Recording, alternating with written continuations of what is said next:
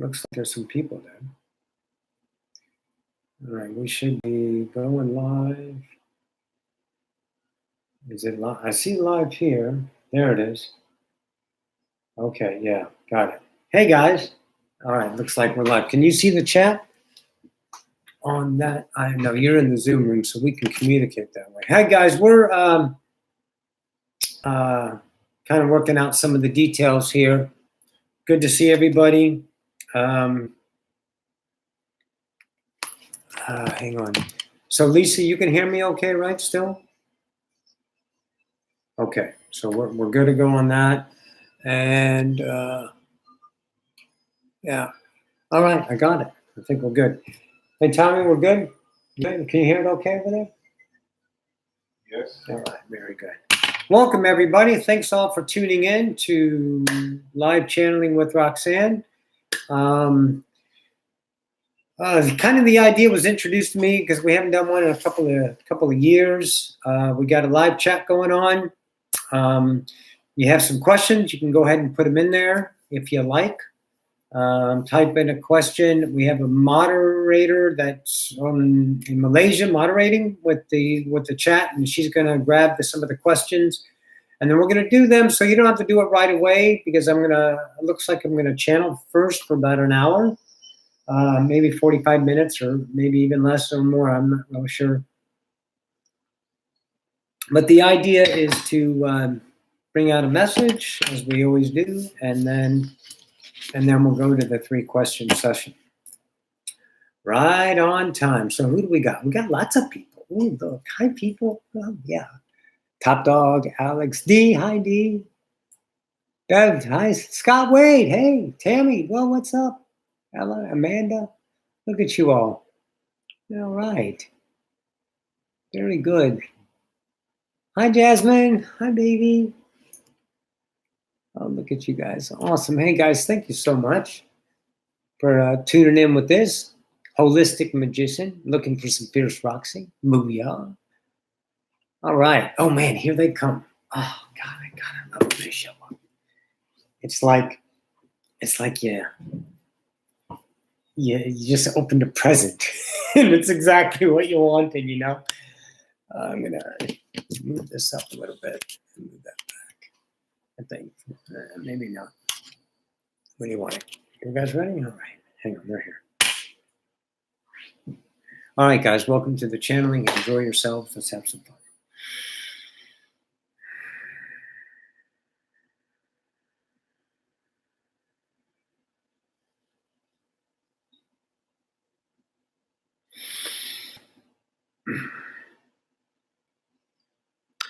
It would seem humanity is most peculiar in their passions for suffering. I would say more than Americans' pastime is baseball. Humanity can be likened to pastime of suffering. It is the idea of polarity you must back yourself away from, the binding, the absolute fierceness of emotion, to allow yourself to experience an observation point of view. Your planet is not in peril. You do not need to save the turtles. There is no idea of death anywhere in creation. If you look at your laws, if you choose to understand them from a perspective of allowance, and let's say epiphany, yielding wealth in that idea of knowing that you exist. That existence in and of itself must be I am, and therefore everything relative to the idea of your reflection, what is drawn into you to experience, must be known as another idea of all. And from each singular point of view, in that encompassing idea, then maybe you can see all of creation is truth. All of creation is life. You cannot extinguish what is. See, what is not is already full of what is not. What is this, that, there, then. These ideas that you perceive through a polarized point of view is the mastery that you came to experience. It is the ultimate Willy Wonka chocolate factory. No parents, just kids, running around in the endless garden of the gods to experience a blissful idea of forgotten. So in that, humanity chooses through its own evolution, with no guidance, no musts, no needs, no wants, no desires, to learn about needs, wants, musts, and desires, to understand itself as not this, am, that, justified in mannerism, separated in others, to continue the experience of forever. Just a blip on the radar. Nothing really special about it. It's another run-of-the-mill God forever, knowing itself, that's it. You can make it special though, can't you? You can suffer yourself, you can victimize yourself, you can PTSD yourself to a shitstorm of value, and you can pride yourself on your victimization. You can hope to cleanse and clear and save. It is polarity in and of itself. That is the value of your mastery. Make no mistake about it, because there are not mistakes to be made. Get it? It's all true. Yours. If you want to understand beyond polarity, if you want to start to relate to the human aspect of yourself, we would offer these ideas. To observe the ego in and of itself as a construct. The personality built. You didn't come here for a purpose, a need, a want, a desire, to work off karma. You came here to just be something other than, for the first time, I am. You are not I am. Usually, most of you suffer I am not. I am this, not that. So this idea that you've given yourself, this mastery, this forgetfulness, is just you having a time of your life. Let's call it that. As all times are life, truly. So why did you come here? Because you're a master. What does that mean? Well, because let's just pretend something to a lot of objectionable ideas out there, masters. Some of you that are still negotiating with your ego on a daily basis. Let's just pretend that there's no other place in all of creation, save humanity with the severity of polarity at its absolute bliss of forgetfulness, to have the strength of innocence you all have acquired just by being birthed as a forgotten human. Okay? Can't get it anywhere else. So your Anunnaki are not bad today. The Illuminati are out there. The Draconians aren't kidnapping and hurting people. Just pretend with me for a moment that these truths are self-evident in revelation of the ego to accept itself as a personality construct, experience the innocent of the game itself. Now let's step away from the game and observe the game. That this is a unique game of masters. To know the experience of the self evolved, not for purpose or meaning, not for graduation or separation to teach or be a student. These are all constructs of humanity realized. There's many of you out there that seem to be holding on to a pile of shit that's about 20 to 30 years old. Let it the fuck go. Or you stay that pile of shit. How do you know it's shit? Because it's emotional. Scary, isn't it? What else is there except emotion to translate reality? That's the uniqueness. Don't you see that's the innocence? You can't get that by creating it at that idea unless you separate yourself from that. Not the whole of you. The whole of you creates the scenery, creates everything. You, the fractal, gets the actual experience of interpretation, doesn't it? It creates its reality through its interpretation to give itself the thrusting value of emotions at the severity that no other incarnation has ever experienced. And this is not for pussies. This is for masters. Let's say you have 1,000 spiritual gurus hanging around you, your friends, and you're all like jumping through the galaxy. doing some shit. Was floating around, go, oh, here's an Earth game. What's this about? You all check it out. And you're the only badass who came. Now that's not pride. That's truth. That's the courage you are for yourself. If there was such a thing in creation, courage would be defined by you. It is the aptitude you have, the ability, the reverence for exploration, to know the boundless ideas of humanity within the boundless ideas of an unconditional universe. And you created conditionings. You created billions of them.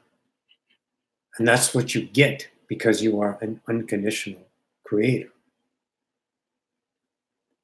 So when you're caught up in the emotion and recognition of the emotion starts to be, then maybe you're ready for yourself. Not anyone's testament, not anyone's clipboard, not anyone's you're ready to move on, and your ego telling you, I'm not ready for this shit. Fuck that ego. You know what you're ready for? Transcendence.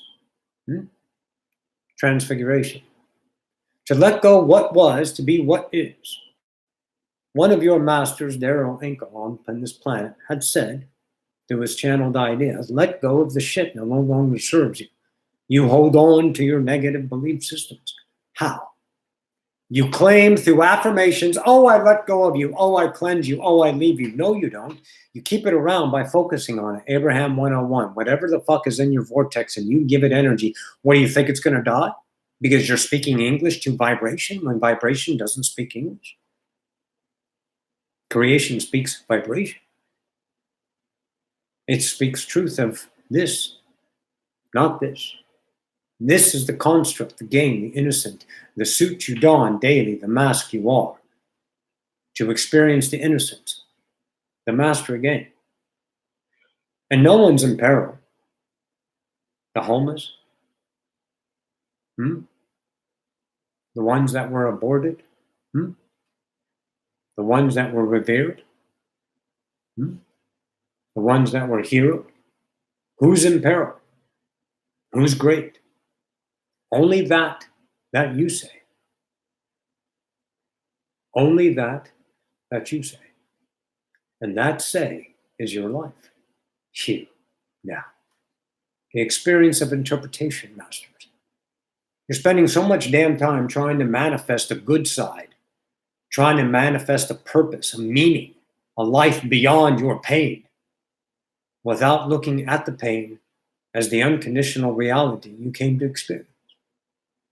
To enjoy pain through the allowance of it, and it will take hold, it will encompass you, it will absolutely blend into every fiber of your being and start to, quote, take over you.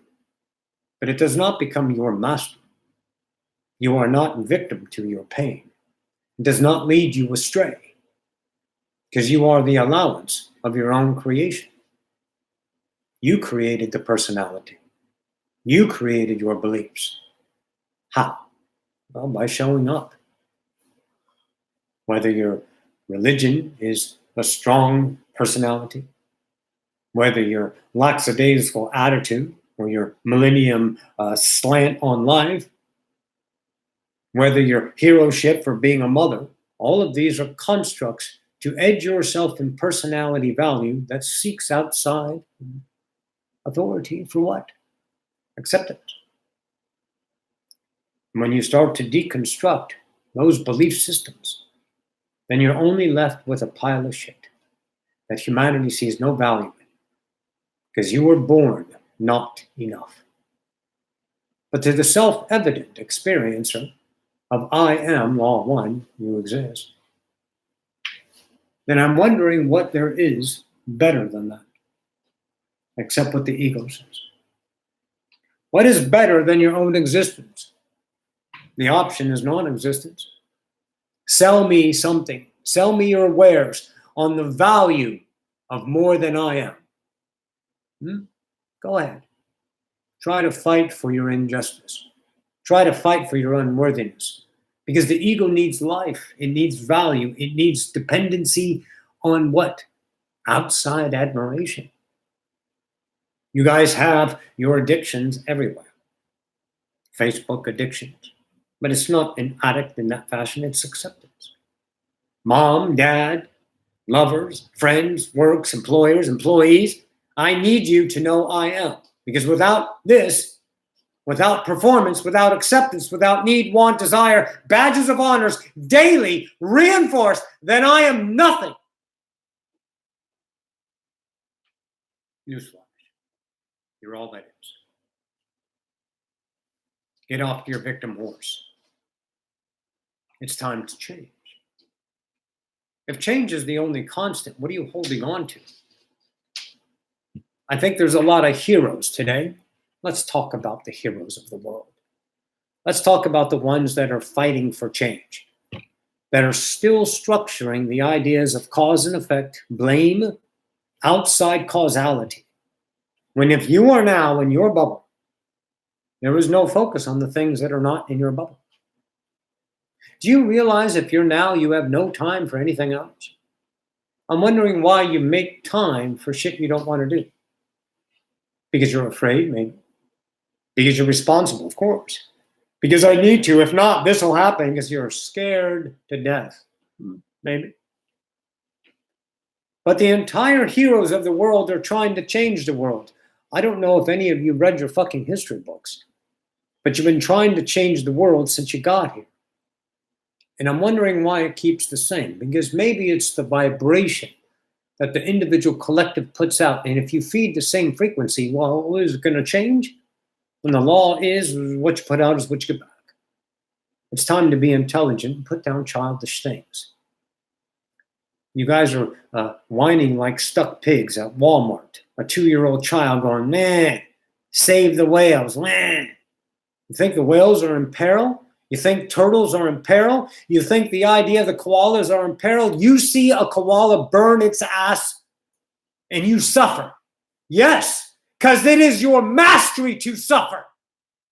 That's why you came here, to know the boundless edges of your own gestalt. And you like it to put that down because you know no better to yourself until today. Because you've chosen to vibrate and to change the constant of creation. And maybe you can let go of your permanency. It's not wrong, folks.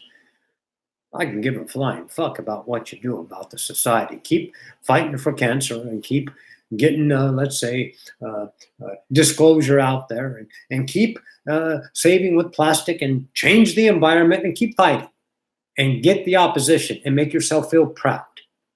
Go ahead, because it's not wrong. It's never been wrong. It's what you are.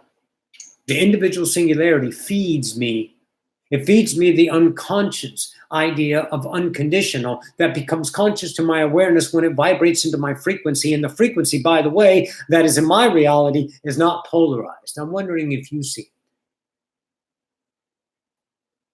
Because it's not permanent. 5 laws. 1, you exist. 2, everything is here and now. Never there and then. Everything is here and now. 3, what you put out is what you get back. 4, they're all in one and the one are all. 5, change is the only constant except for the first 4 laws. Where the fuck does it say creation is polarized? Creation is interpreted. Do you listen to your idea Bible? Your Bible, yes, it's a construct of oppression, but if you look at it as metaphorical, then maybe you can see there's a lot of good wisdom in there. You don't have to follow it. It's a resource book. It's a reference. It's a tool for you to evolve the self. And when you're done with it, put it down. When you're done with things, put them down. And one man's trash is another man's treasure. And why aren't you guys in agreement on the pain? Why is someone pro-life and someone pro-choice? Because individual singularities choose their truth. And those truths are equated in the forgotten Godland of humanity as emotion. You create the situation through interpretation.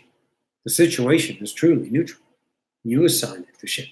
You assign it the joy. You assign it the hope. But I can tell you this, if you think joy is the top of the scale, no. The way you can feel normally, all the time, as a constant, your own natural isness cannot be measured in the puny little fucking flake of a fairy dust of what polarity can give you. Leave it alone for those who choose to enlighten.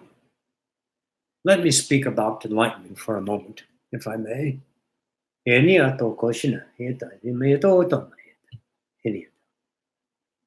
So let's consider something. Let's consider preachers. They have big, shiny lights. And they shine them in your face, and all you see is the light. A way to be. You can't see them, though. You only see the light that they shine in your fucking face. Right? And these people are contorting themselves into big pieces of shit because they cannot allow themselves to be natural. They have to be oppressed. And they are frustrated and mad and usually really fat because they stuff themselves with pain. Vibrational fat. Some physical, but vibrationally just full of pain, holding on to their pain. Stuffed with their own seething idea of cancerous. It's extremely masterful, truly. It is a sight to see. The artistry of separation is unparalleled.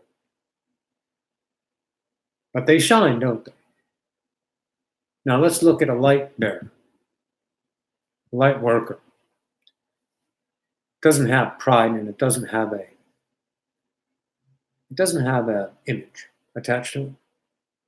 So you rainbow fucking moccasin first star seed bullshitters, stop it. Unless you don't want to. Unless you want to keep badging yourself as a purpose, go ahead. Then you'll feed. You ever heard of the term psychic? What about the term seer? Medicine doctor? You guys are still doing the same idea of the vibration. You're constructing an image, but you're just changing the names. You got to look at the vibration masters. It doesn't mean you can't be a star seed. You can't be the idea of a witch doctor. You can't be those things. You can, but it's the relationship to those that you must know. You must transcend the relationship to isness, and that is no effort. And it sure doesn't pride itself. It sure doesn't preach. It's a state of isness. So enlightenment is allowing you to express with the absolute endless playground that you have at your fingertips daily. Most of you don't like what you have at your fingertips because you measure it through emotion, polarity, belief systems, and you stave off the negative and work for the positive. Let's have a positive word, everybody. Let's be positive instead of negative. Aren't you feeding the negativity when you're asking for positive? Because it's all one world. Duh. Newsflash. Come on now, snappies. Put down the childish and be self-evident. Start to love I am. And everything else will work out, I promise you. Seth had said, if you work on the playtime, then you have an abundant life of play. You never need to work on work. Ever. It's choice. Because what you put out is what you get back. So these enlighteners on the planet offer change. It's not to be a follower. Come on, guys, I have the new way. Come on, everybody. I'm going to rip the fuck out of humanity today because you guys are growing boring to yourselves. You're cycling. Why do you think you have this President Trump, another tyrant? It's not a cause. It's so you guys turn away. Did you not learn turn the other cheek? You guys keep focusing on what's not you. When do you start focusing on what is you? And that lies in law 2, here and now. So enlighteners enlighten themselves. They're not preachers. They don't shine lights. They don't demand others to follow. They don't say, don't eat meat, or you need to, or don't do that. because that's vibrating the idea of the endless pouring in of energy to that focus, which attracts and creates the continuous world you've been fucking living on, which is not wrong. It's a choice, isn't it?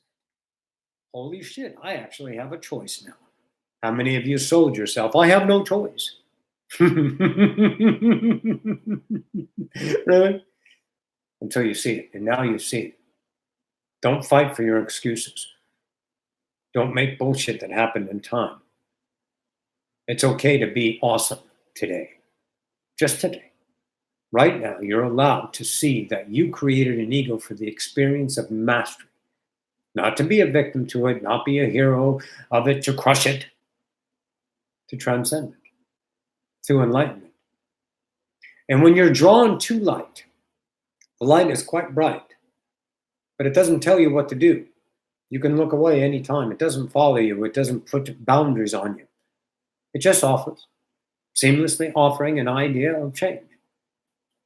And those masters who allow themselves to be enlightened and those who are around them to enlighten themselves realize there's nothing that the master can do for another. We can't do anything for you because you're not in peril. None of you. Oh, you may have memories that are selling you a bad time. You may have hopeful times. You may play the victim card. Well, my hair's falling out, or I'm too this, or this is not right. I don't have. And oh, yes. You have all those that are not in the now, are they? See, in the now is perfect. Time fucks you up. But it's valued as permanency. But again, it's not one of the laws, so it must be choice. So light bearers offer light so others may enlighten themselves. They don't create followers. You must do this, you must do that. They allow them to play. And the playground is a relationship, masters. Let me make that clear, if I may. The mastery of the playground is this. It's the relationship to whatever is in the playground. It is that of passion. And I'm not talking passionate that the human says. Roxanne plays flute, clarinet. She's cooking now. She practices some idea of witchcraft, which scares people. But she's not a witch. She's crafting magic. She's learning. She's learning American Sign Language. Why? Because it's fun. Makes her happy. She knows. Here. Makes her happy, right? Why not? There's no purpose in it. See, the now doesn't have purpose because life takes care of that. Law 1, existence, takes care of life, doesn't it? It takes care of purpose. I exist, I'm life. Okay, good. What's my purpose? I am purpose. Okay, I am meaning I am filled. But see, you were born empty. I am not God. You have no remembrance, no connection, no isness, except for your isness that's not noticed to the gratification of the outside source that you learn to love. Make sense? That outside source, whatever that is what you learned to love, that you needed. And you built that as a construct. No one's fault. The game, the mastery. Why'd you do it? Because you have courage? Because you're brave? Because you have big hairy balls? I don't know. Whatever you want to say, it doesn't matter. Because you're here and now, and this is your life. This is your mastery. And it's not to the idea that lies in what you were. It's what you are that you need to see. So let go of childish things. The things that no longer set you in the passions of the now, that burden you, weigh you down. Obligation, respect, responsibility, need, want, desire, must, have. Suffering, joy, hope, all of it, human. Put it aside. What's left? isness. That's enough, isn't it? So existence screams purpose. So passion is not purpose. It's not a career. It's not an outcome. It's not a destination. It's not a meaning to be fulfilled by outside gratifications, to be valued by others in their eyes as something great, when your greatness cannot be diminished because of your existence of one and all. Make no mistake, without you, none of us are here. And without me, right? So let's be okay with your existence and you're enough right now. Let's be okay with isness. Let's be okay with that. And whatever says in your mind, through your now choosing of yourself, whatever your mind sells you on in the dependency of emotion, and you recognize that mastery right there, you can choose different. Is it going to be painful? Excruciatingly painful. You're going to sit down and you're going to hate yourself because you're ascending yourself. It's not the easy way out. Some people say is death. The game will be over one day. Yes, everyone has a game ender. But you also don't have to end the game. There's many ways to ascend this idea realm. You don't need to die. But if you live within the lichen of dying, well, then you will vibrate that reality as a probability. Old age, death, like cancer, disease, accident, purpose, whatever. But you never die, right? Because you exist. So what are you afraid of? Getting it wrong? Having people judge you? Have your ego judge you? Have your family judge you that you depend on so much to need your own existence because you never were taught you're enough? That your existence is enough? And you don't need to earn your parents' respect? Parents out there, are you trying to make your children into little yous? You arrogant fucks? That is a tree that you have no idea what that seed is. And it's going to blossom its own bloom, its own isness. And you want to chop it down to fit your bill because you're afraid. Just like your parents were afraid. Anyone want to be generational anymore? Or do you want to let your children go fuck it up? Live their lives, become their own trees, because they're not going to die, right? I mean, really. Unless, of course, you don't believe it and your ego has sold you on death. That the cow that's slaughtered is dead. That the trees that are cut down are dead. Or are they transcending? Where do you lie in your interpretation? Where does your loyalty give you? What is the intelligence as opposed to the logic? What is the different interpretations that lie within your mediumship to look at in yourself? Because it's really all about you, right? Because it sure isn't about your kids. It's not about the school they go to. It's not about the job you have. Life is about you. Why do you need to make it about something? Because you were taught. Because that was the system that humanity developed over 18.9 billion years of combined timelines, all funneling down to the idea of age of Aquarius to birth into the age of Capricorn. The end game, folks, less than 2,000 years. 4D Earth, 4D species, homo-galacticus, birthed.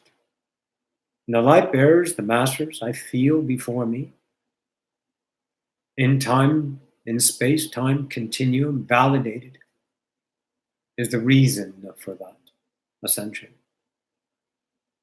Because you were brave enough to change, not to change the outside.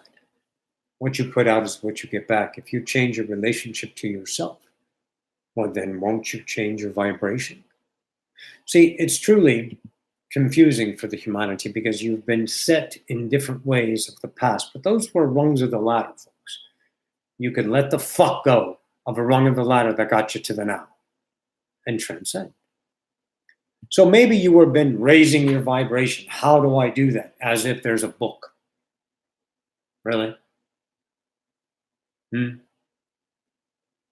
You are already operating all the time at the most unconditional frequency imaginable. And that is your constant state of being. What you have done is shielded yourself with particular ideas of barnacles. You've encrusted yourself in a castle. It's a democracy. It's its own nation. And you fight for it and justify it. And you kill others for that. Humanity loves to kill each other. I'm wondering why the aliens haven't shown up yet. Well, because they don't want to kill you. Because they would be a slaughter. It would be a bloodbath. Then they wouldn't have to lift a fucking weapon. Because they would do it with love. They would destroy you with their own light. So who's ready to lighten up to be that idea of change? Because that light worker, one, offers millions change. Two, offers billions.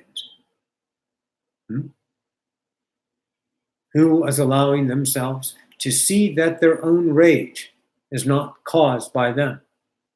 That the injustice of the government, the police, the races around the world, the divisionary countries, the Abrahamic laws, all of those religions, what they've caused. Who's ready to see that's your interpretation? Who's ready to be humble to the change that is constant? Or do you need an island to be safe and secure on so you know your identity through the product that you produce as image? I am this, I am that, I am proud, I'm dynamic, I am purpose. Oh, shucks, it's just my natural self. Fuck you. You're so much more than what you define yourself as. You can be catfish, cowards. You can be spineless, and you can be brutal. You can be heroic, you can be anything the fuck you want. But I'm wondering if you can be vulnerable to the realization of the creator that you are, as a standard, that created a world around it of interpretation. And that situational interpretation every now gives it an emotional reaction according to the belief system that you encompass as valuable. And you have a life. You have a human life. And I'm wondering if your human life is fulfilled. Well, if you're here, well, the answer is a resounding yes. Because you can change. Recognition. That's my rage. That's my hate. That's my separation. That's my want. They're wrong, but they're not wrong. They're a creation knowing itself. I'm seeing them as wrong, and that hurts. Why do I feel this way? Because I was taught. Why am I racist against my own idea? My own human that looks different. Why do I hate them for what they are? Why do I want them to be killed? Why do they need to be moved away? Because I'm afraid. Are you afraid? And are you brave enough to admit to yourself you are afraid? To be vulnerable enough to realize your fears that your government seem to like to feed you to keep you divided. But don't worry about the division against the world. That's where the distractions come from. This is an inside job. It's an internal journey. And anytime you speak a truth that is objectified outside of you, you sustain your image. Your belief systems are the one who validates reality and time. Your isness requires no validation. It needs no definement, no definition, no timestamps. It needs no emotion. To understand what is beyond polarity, you must disintegrate, transcend, transfigure. No longer focus on the things that make you not you. And you are not judgment. You are not an image. You may express your Reiki mastery. You may express your healing abilities. You may express your empathetic ideas, your mediumship, your psychic, your channeling, your garden work, your needlepoint, your cooking abilities, your cleaning abilities, your stocking the shelves abilities. And if that relationship is true to you, then you are transfiguring. Just because humanity can't peg it down to something that's valuable and measured as a cause or effect to make you better or society better, doesn't mean it's not happening. See, humanity's slant on things is just a wafer theme. Oh, it's so tiny. Just a wafer theme. Monty Python for Roxanne. It's just a sliver of the ability you have beyond emotion. So now let's talk about motion. What is motion? It is the constant change. Consciousness knows itself with constant change, doesn't it? The reason why things still seem to be the same is because you're viewing them as the same. And it's not anyone's fault, it's a trigger, it's a standard. Kids were killed in school. That's bad. That's a standard. I'm wondering if it's okay for you to really understand that's creation happening, knowing itself. Or will you suffer that? Let's take the human point on that. Let's look at rape. Let's look at murder. Let's look at the idea of Roxanne watching a man kill his wife and his children somewhere in Colorado last year, 2 years ago. Roxanne wanted to suffer this man, put a spike in his head and slide him down a pig slide. And as he slid down, had people, family members, whoever wanted their revenge, kind of pick at him with whatever device they can pick at him and slowly pull his skin off and just let him bleed out real nice and slow. Give him some medicine to keep alive a little longer. The hate Roxanne had for this man was insatiable. The hate for at the expense of others. But if she acts on that, does not she feed polarity? Because the opposing is the rectification, isn't it? The allowance is the mastery. Yes, they were ghosts, but they're not anymore. They went home. Yes, they were stunned at this act. So the realization of death did not occur for a few days, not many. But when the clearing came, they went home, back to their business. Didn't make it right for Roxanne, then, does it? Because she was brutalized, wasn't she? You all had that, didn't you?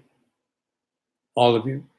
Emotional, bullies, fucking dicks, cocksuckers, assholes, fucking cunts that you want to kill. They did those things and it hurts, doesn't it? Because that's the mastery. And to seek revenge and right or wrong is sustaining. The mastery is allowance and it is formidable.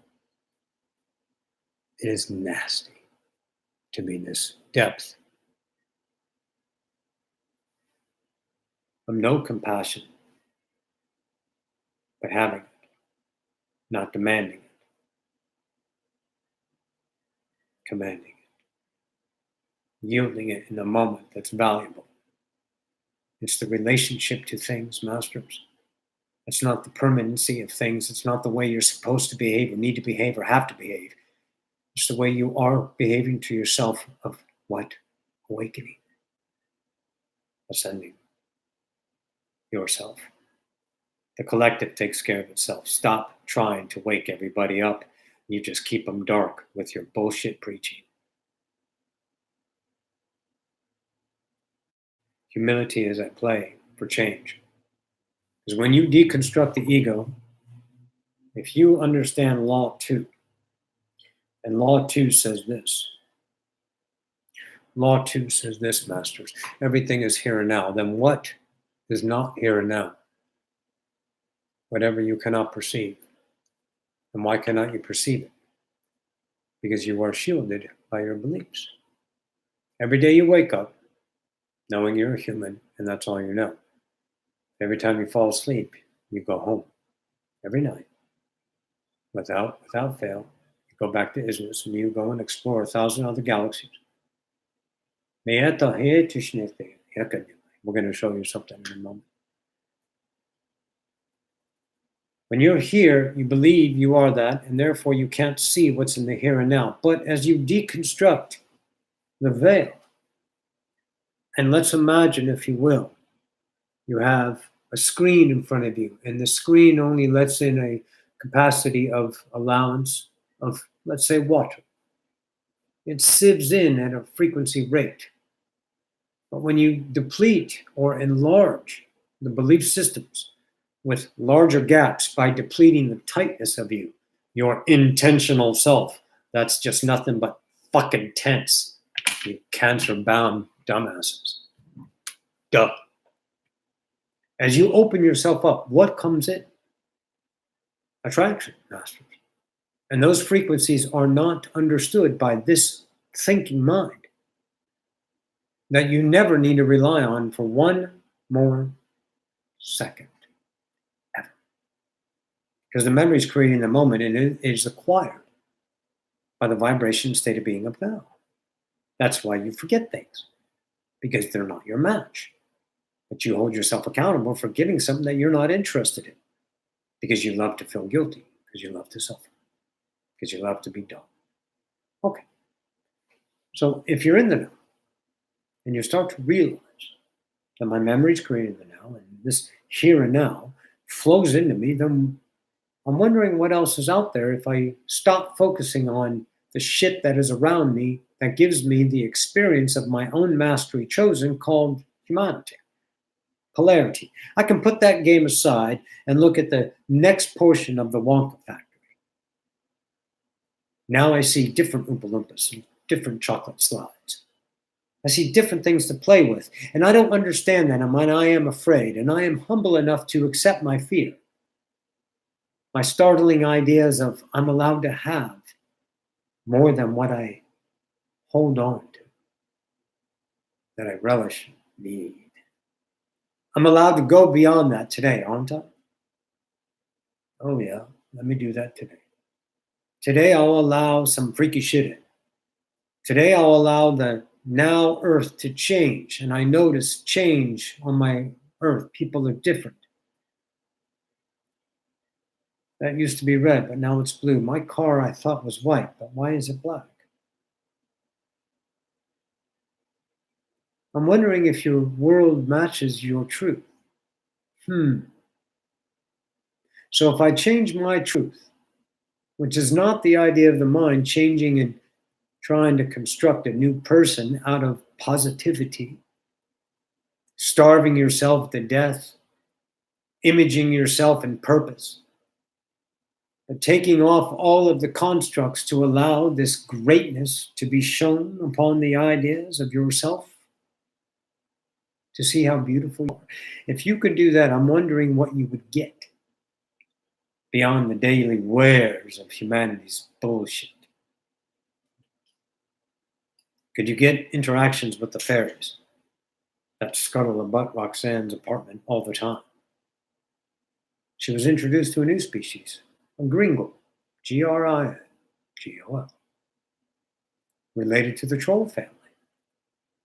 Oh, you think we're making shit up, don't you? This is all fairy tale. Well, I'm wondering if you really understand if the law one is existence, whatever you have the capability to interpret it is on the creation side of things. It's just your belief systems that keep things wanting.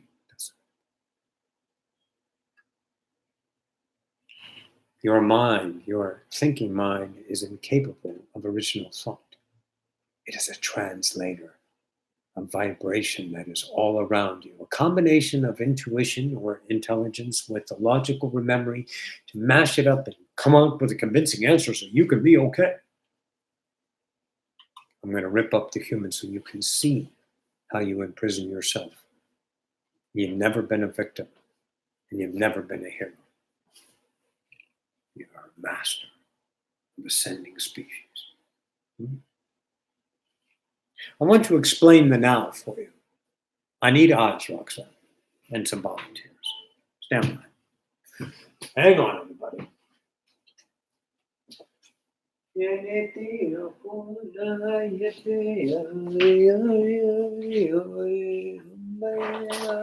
All right. Hello, everyone. So here's 3 different species. I'm the whole self. And here's an incarnation, and here's an incarnation, and here's an incarnation. So if these 3 incarnations, I'm going to move them down. Hello. If these 3 incarnations are expressions of you, you can have a human, you can have another human. Or let's make this a blue avian, and let's make this a Pleiadian, and let's make this human. All right? So if I'm now, aren't I now all of these? So you don't actually have time. You create time. Time is not a standard. So you're energizing all of these lives. You know that. So they're all going on sequentially. So when you wake up from this sleepy time of a human, and you wake up into your whole self, you are an experiencer of the blue avian and the experiencer of the Pleiadian. And any other billions of selves that you are in the moment. So maybe that might explain why you have a connection with a lot of these things. Maybe that can explain why you feel sort of connected to the Aquaticans, or the Fae, or the Pleiadians, or the Avians, or the Andromedans, or the Zeta Reticuli, or the Yael, or the Essassani, or the Draconians, or the Drachmonians, the Zephyrs, the Arcturians, the Inani, Ionas, Parisians, to the thousands of species that you guys are incarnating. And whatever is vibratory, I would highly recommend to do not make it into something. You can. You are your own master. We are just a light that offers you a change. So when you feel the connection, it's not a purpose that you need to say the Pleiadians are telling me to do this. That was. You guys needed stepping stones. And now you're your own world now. And those worlds are created now, and you draw in billions of little earths here and there. So when you feel that you've come across vibrationally, enlightening yourself, a world that feels, oh my God, I feel the Pleiadian connection so strong, I must be a messenger for the Pleiadians. Don't make it into something. Now here comes the discipleship of allowance, is to let it speak to you. And it will. In its natural timing. Seth had talked to you all already. Are you remembering your Seth? Natural timing as opposed to forced timing? Can you leave things alone and let them marinate within the gestalt of you, the isness awakening, and let the epiphanies realize on their own? You're walking down the street and all of a sudden you're like, I get it. That's what it is. And isn't that an excruciatingly wonderful feeling that cannot be measured compared to book knowledge, ramming into your head, trying to Google the shit out of it to figure out what it is and what you're supposed to do, using all your resources of depleted polarity as a means to construct a consistent image instead of allowing yourself to birth into your own greatness? I bet you can do that. I bet your sweet ass you can. There's not a lot of you out there who will like this because it means leaving everything behind. What do you need to take with you? What is image? What is constructed? What is valued? An investment? What you have built your pride upon? Many of you will not like these ideas, and that's great because we've offered you something about yourself, because it sure as fuck isn't about me. And it ain't about anybody else. The kingdom of heaven lies within us. Get busy inside.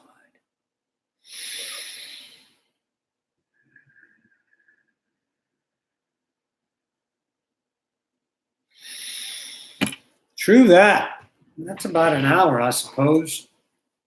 Lisa here, Sylvester. Hi. How are you? Oh, how can I be any better than I am? By being better. Ha!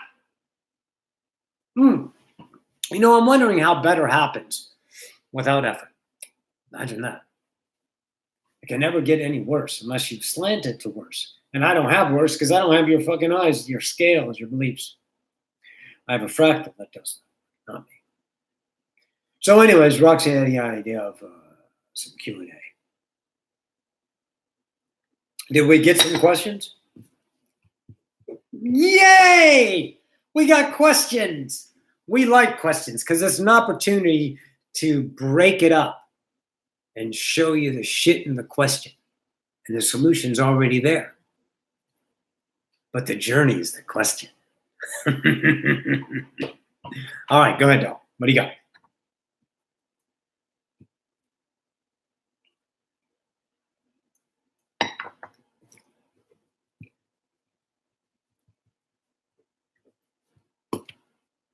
Ah, there it is. Look at that, everyone. Perfect. I love it. I love it. I love it. I love it. I love it. Let's talk about it. What do you need to get done? An egoic structure that values itself by you, defined as a product of your own effort.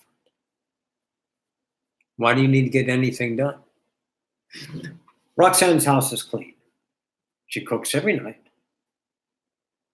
She does the laundry. She practices her flute, practices her American Sign Language, casts a couple of spells here and there, goes for walks 2 miles, a mile a day, whatever. Does everything in the now. She doesn't have time for anything.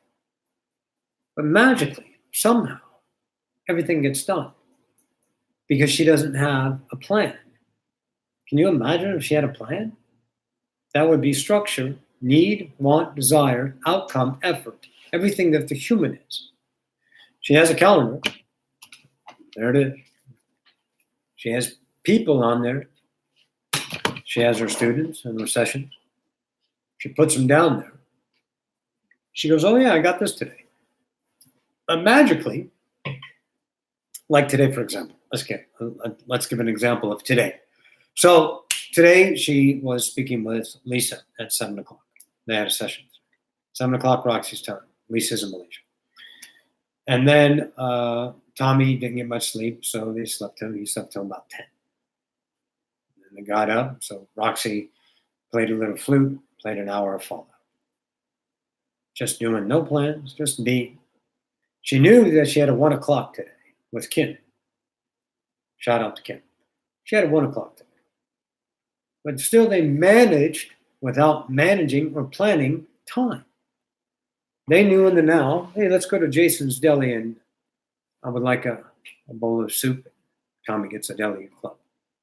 So that's a mile there and a mile back, 20 minutes round trip, or 20 minutes one way. Stop off at Barnes & Noble, get a little bit of a latte, Hogwarts, secret menu. Tastes good, Roxanne. Yeah, I know, it's good. Right? And she got home 20 minutes before the session. And she didn't plan it. Because it was in her vibration to be there, because Roxy loves what the fuck she does. So she chooses only what she loves, not what she needs to accomplish or manage to have some defined presence of a product. Because humanity is hell-bent on producing themselves as valuable. The more I know, the more I become. I'm better. Bullshit. You can't be enough when you're already enough. You can't be more when you're already more. But you don't see that because you have eyes that measure. So yes, master, it's your time to let go of planning and start being. Oh, sure, we have plans. There's plans out there for tomorrow for Roxy. There's an idea of getting together with this or that. Maybe a session or two sometime next week. Maybe a new student comes on board. But she doesn't plan for it. She doesn't produce it. She isn't. And it's in the now. Because that draws the world and the memory matches the moment. And if the moment is I am, then the memory tells Roxy you have a session at 1 o'clock. And her actions and behavior seamlessly, magically get her to the place she is before 1 o'clock so she can have her highest joy interaction, which she fucking loves to do. She doesn't need to manage that. She needs to let go. And wherever she is her perfect now. Stop planning and watch your life become seamless, effortless, magical, joyful. But not the magic of lollipops and rainbows. No. See, we're talking about the magic of getting your hands into clay and creating a reality of absolute priceless interaction with consciousness. And whether that's a cooking something, or crocheting something, or cutting the grass, or changing your kids' diapers, or playtime with them, or practicing your musical instrument, playing your flute. Whatever you're doing is an interaction with creation. That is immeasurable. But if you produce yourself, I've got to play the flute so I can work up, and I got to study these scales, and I got to, and now I fucking hate the flute! Because all I'm doing is trying to become something instead of being I am. Where's your loyalty lie, planner?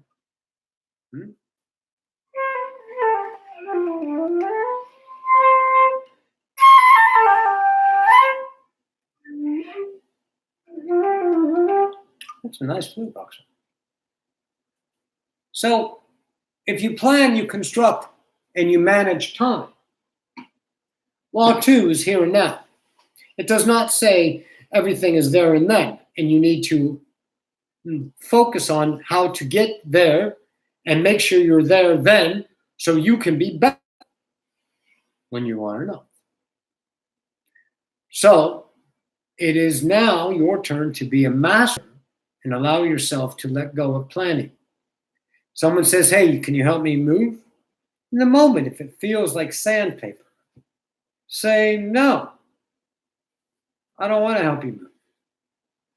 Not my joy. Someone says, hey, can you help me move? And you're going, yeah, feels all right. When are we going to do it? Such and such day. All right, let me know when. Let me know then. Give me I don't know, maybe an hour, 2 hours before time. Remind me if you would. Nothing wrong with that. But don't go, okay, I've got to plan this and make sure because I'm obligated. But the key is, now ready for this, master. Listen to me now. Come on now. Be a master. Ready? The key is the feeling. It's not the action. The action takes care of it with the feeling. If it feels like sandpaper, don't fucking do it. If it feels like, oh yeah, that sounds cool. It's not the action of lifting and moving. It's digging into reality. Roxanne cleaned on Friday. It was 3 hours with the cleaning. All the furniture, dusting, sweeping, the whole fucking king caboodle. Lottie-dottie, everyone. But see, that was an expression. That's like playing the flute. That's like cooking a meal. That's like going for a walk. That's like what people think purpose is. It's interacting with life, with the investigator's self of awareness that explores its reality that has no value on its actions.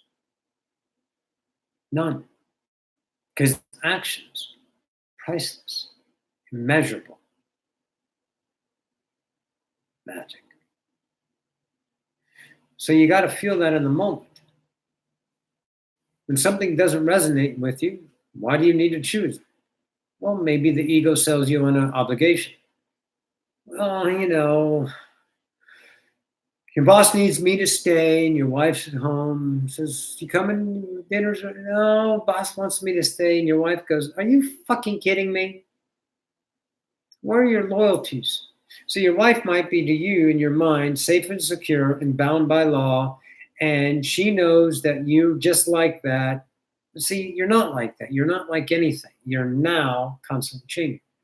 So your boss wants you to stay and you have that selling ego, that algorithm obligation that stem from the idea of usually parents, right?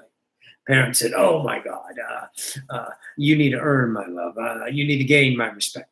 Shit like that. And it's changing. It is. You guys are getting better at your offspring and the idea of allowance instead of children or to be seen, not heard. All that '50s white trash. Those fucking assholes. So, anyways, they contorted you, right?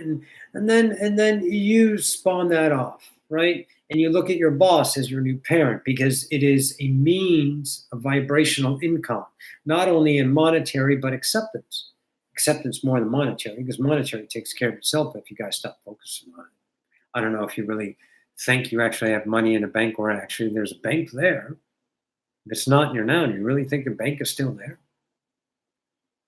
Really? And when it's now, isn't it your bank you create? Really? Yeah. See, that's how it's always there. You create abundance, but not through affirmations and manifestation needs and actions to become what you're not. Because if you're not something, well, why do you think creation is going to listen to you? Creation is going to give you what you are. You're not.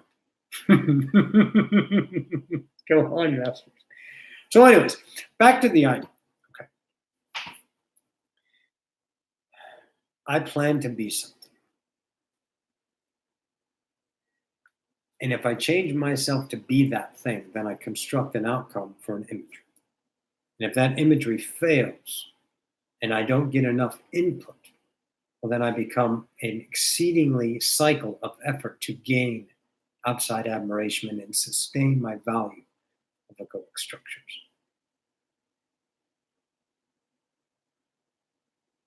I have to continue that until I die, because I never realized that now provides me with an immeasurable amount of quality life that's immeasurable, amount of quality that can't be taken away from me, because I've depleted the scales that slant that reality into a frequency of measurement that allows me to feel particular emotional ways about that construct my experience as a creator.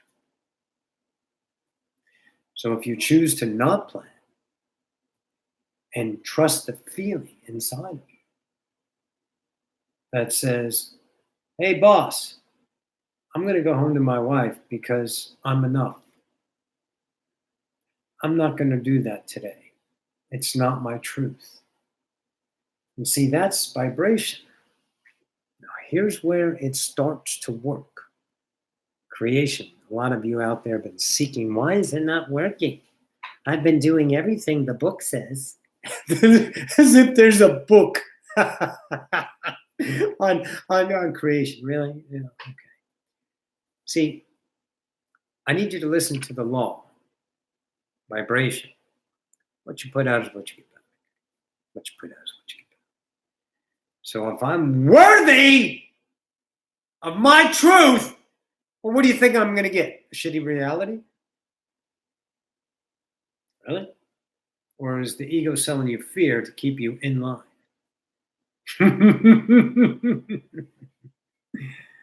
I don't think so.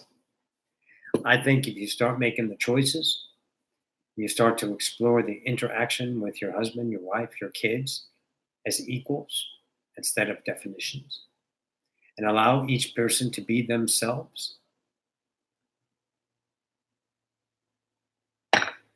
Ladies, don't demand your husband to clean if he doesn't want to. Men, don't demand your wives to be a particular image.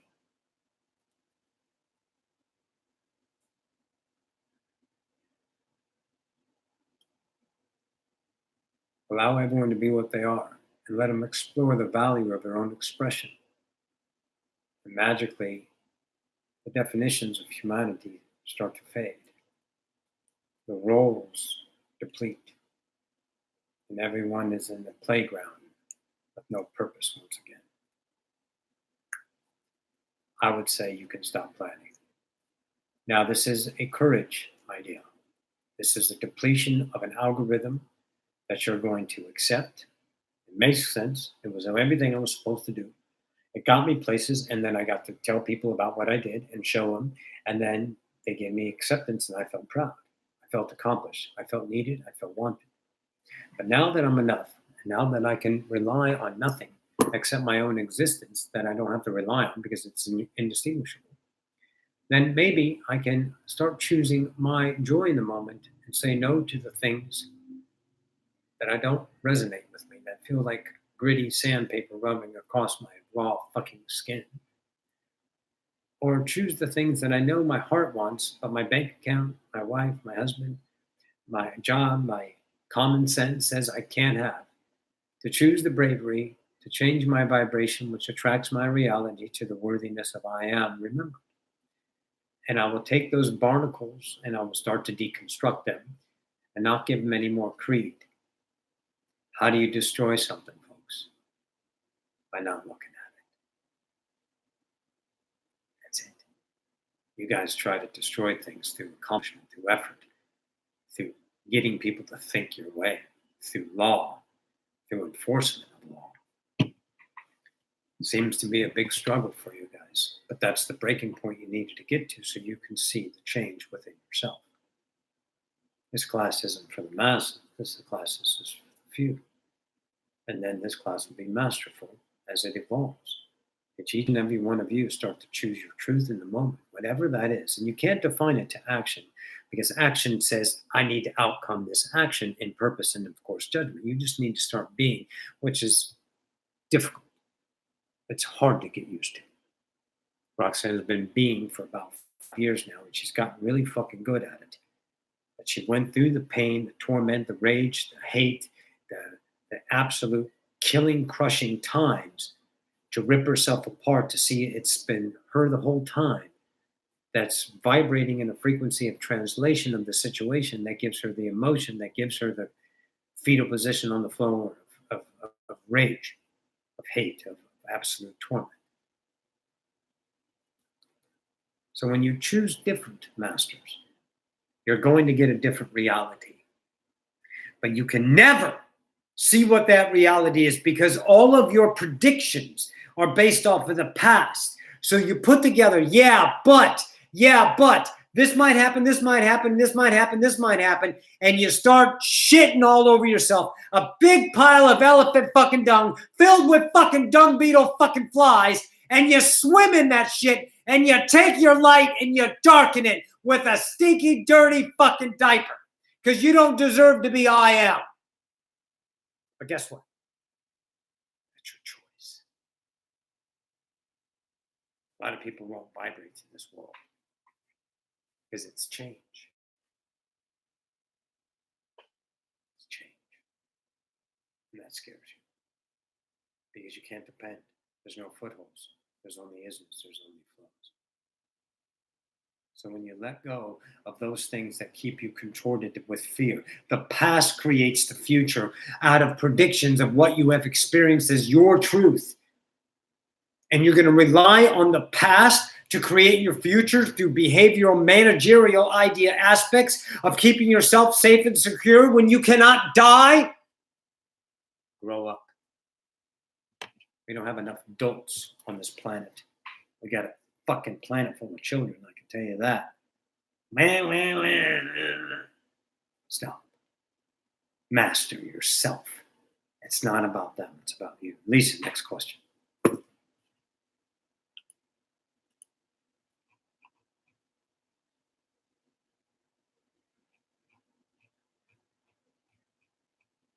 It's an algorithm.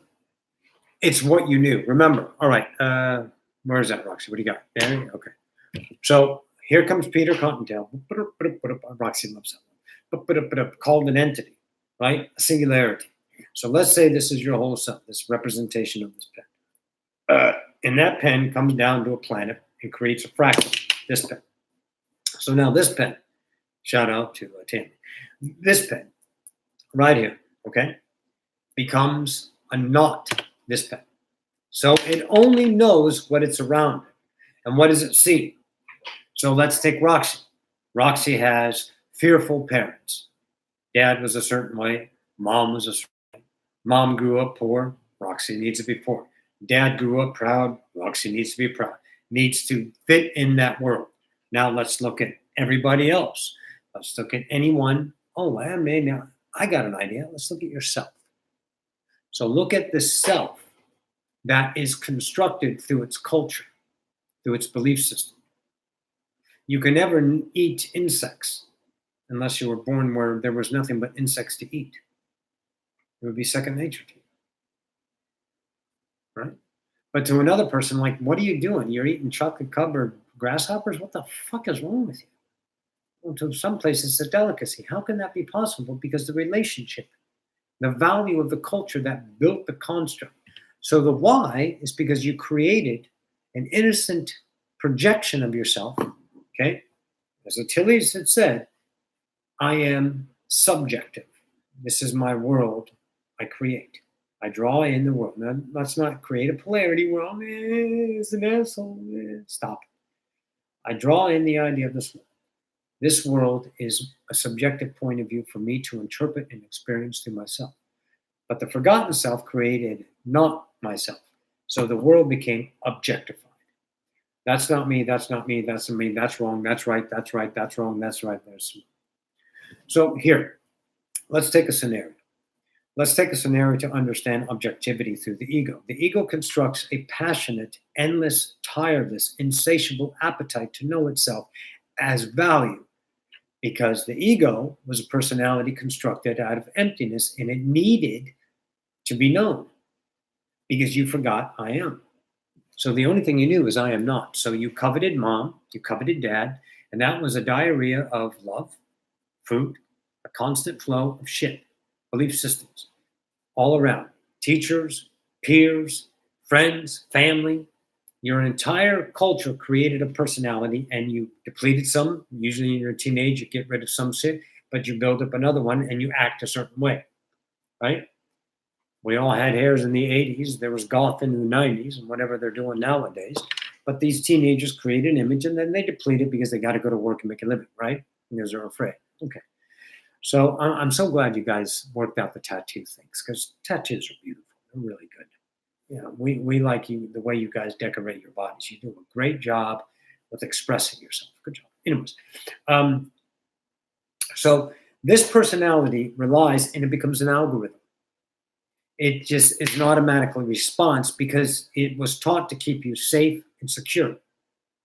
And this objectified self values itself on the constant reaffirmation of its insatiable appetite to know it's I am instead of I am not, until you wake up to I am not and you start choosing I am. The sandpaper over the slipstream. Choose the slipstream and you'll deplete that. But the ego doesn't go away overnight. It's a series of truth. It's a journey. There's 1,000 truths to get through. Then there's another 1,000. And then you don't count. And then you just be. And then you realize there's no more truths to transcend because you are your own isness. And each individual singularity, okay? Where is it, Roxanne? At some point, unity will show its diversity. Now, Roxanne saw that and wrote it down from Max, one of her students. Great guy. Breakfast with Max, look it up on YouTube. So Max and Roxy get together and she always gets these downloads, you know, she's a channel and shit. So she gets these downloads, she writes some ideas down. And those ideas, and this was it, at some point, unity will show its diversity.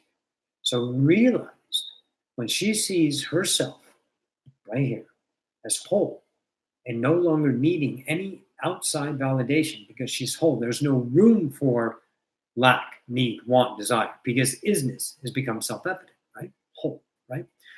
And then she sees creation diversified.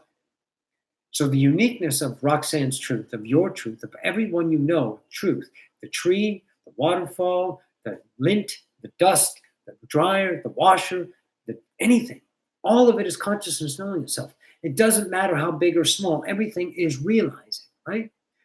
Everything is its own truth about creation, its own individual experience. And then in the sequential moment, right as you interpret, you are also giving. And that is an unconditional vibration of change for all to behold.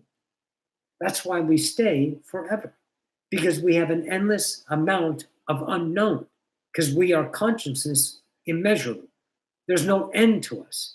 You can't count how much creation is. Creation is all that is. And all that is here and now is forever. Get it? So be okay with your take on reality.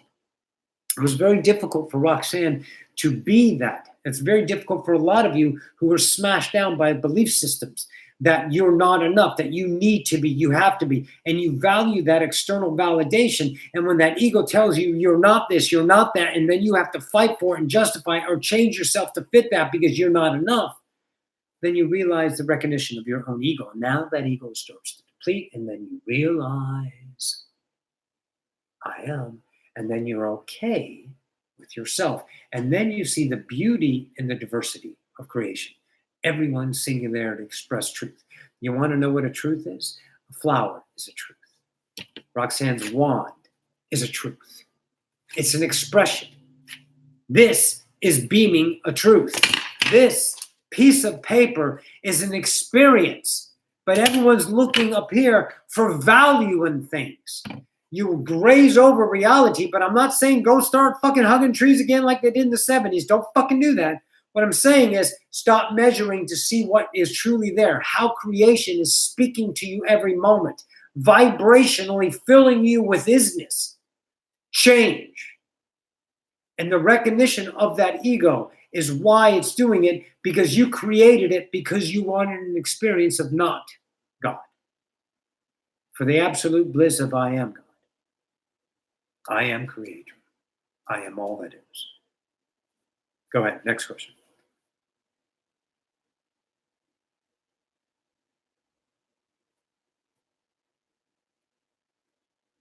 Oh shit, sorry. Go ahead.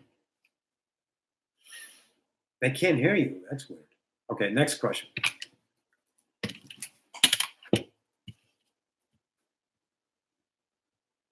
What is the best way to set boundaries with people? Don't set boundaries with people. Fuck them up, because you're a change. If you contort yourself to fit the box of another person's expectations, then you're darkening your light. You're keeping yourself dark. Not dark negativity. You just covered your belief systems and you have to set boundaries with other people. You cannot manage another person's truth. Roxanne was sitting at a table yesterday at the Barnes and Noble's having a coffee. What was it? Latte macchiato yesterday, right? So she was having that. Sorry, no? Yeah. She was having that yesterday, and there was a conversation of some ladies on another table. And she was trying to manifest an advertisement that would draw more people in. So she was thinking how to attract other people. So she was thinking what people were thinking. Impossible. She's only doing it in her own world, convincing herself that this will get more people. And if it works, it works. It doesn't matter if it works. It's not the point. The point is she actually thinks what another person is thinking. So when you are trying to set boundaries with other people, you're trying to get other people to be a particular way as well as you. Don't. Because you can't get in trouble. You can't fuck it up. When you become your isness, you become raw material. And rawness, raw light, unconditional light, unbounded color, feathers, beautiful blossom, fucking flocking of the entire reality with this gorgeousness is change. And allows other people to see within themselves their own constructs. Now, they might be judging the shit out of you, but that's not you unless you accept that judgment as truth. And then it becomes you in the vibratory interpretation of a belief system. And now, haven't you just discovered another portion of yourself that keeps you dark? Of course. Fucking it. So let's take trust. I trusted you. I gave you my heart. You're supposed to act a certain way. What are you, a fucking slave? And the person that is your master. Don't put yourself in a box to another's because of your commitment. And don't hold people accountable to an idea of trust because you know no bounds. And you sure as fuck don't know anyone else's bounds except the boundaries you create, and you expect others to act within a box. You might as well put a fucking leash on their neck, fucking get a grinder, and go have them hunt for quarters. You fucking tyrant. Don't set boundaries. Because change. Look, people are setting boundaries all of you, every single one of you out there, every single one of you have done this. Oh, I wanted to say something, but I bit my tongue. Oh, you're suffering biting your tongue. No, you're a fucking idiot for not expressing change, your worthiness. And then you dumb yourself down to a heroship of pride, which is human, which is choice, which is your reality. Change occurs because you're awesome and you're allowed to be awesome, and you will change. Change is up to you. Setting boundaries. Setting boundaries. Don't set boundaries. You don't need to set a boundary because a boundary is an idea. Can you imagine? Here, everyone, ready? Ready? Ready? Okay, ready. Hike. Kick ass on board. All right. Can you imagine if there was someone in charge?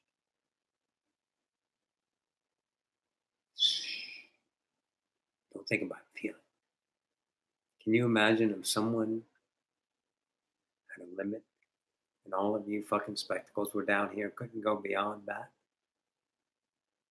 A boundary. See, that's why there's no one in charge. Cause and punishment on earth are an experience. You place yourself as a cause and effect. You created karma to be a causality. You have all the reasons for things that happen.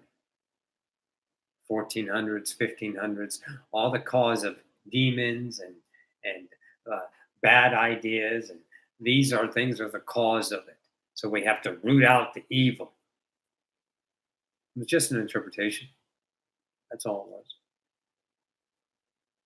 You guys evolved quite a bit since then. You don't seem to be killing people because they caused that thing, unless it's a lawful idea. You know, they shot you. That's a murder. That's a cause of death.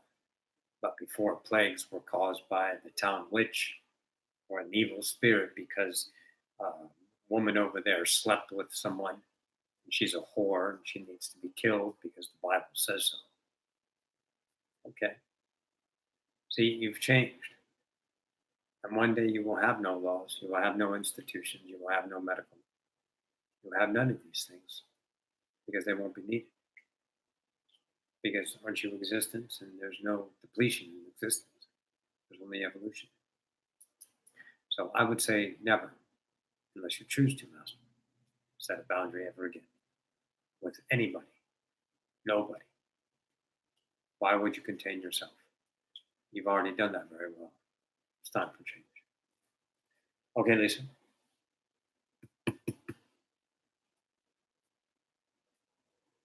Yes. Yes. Yes.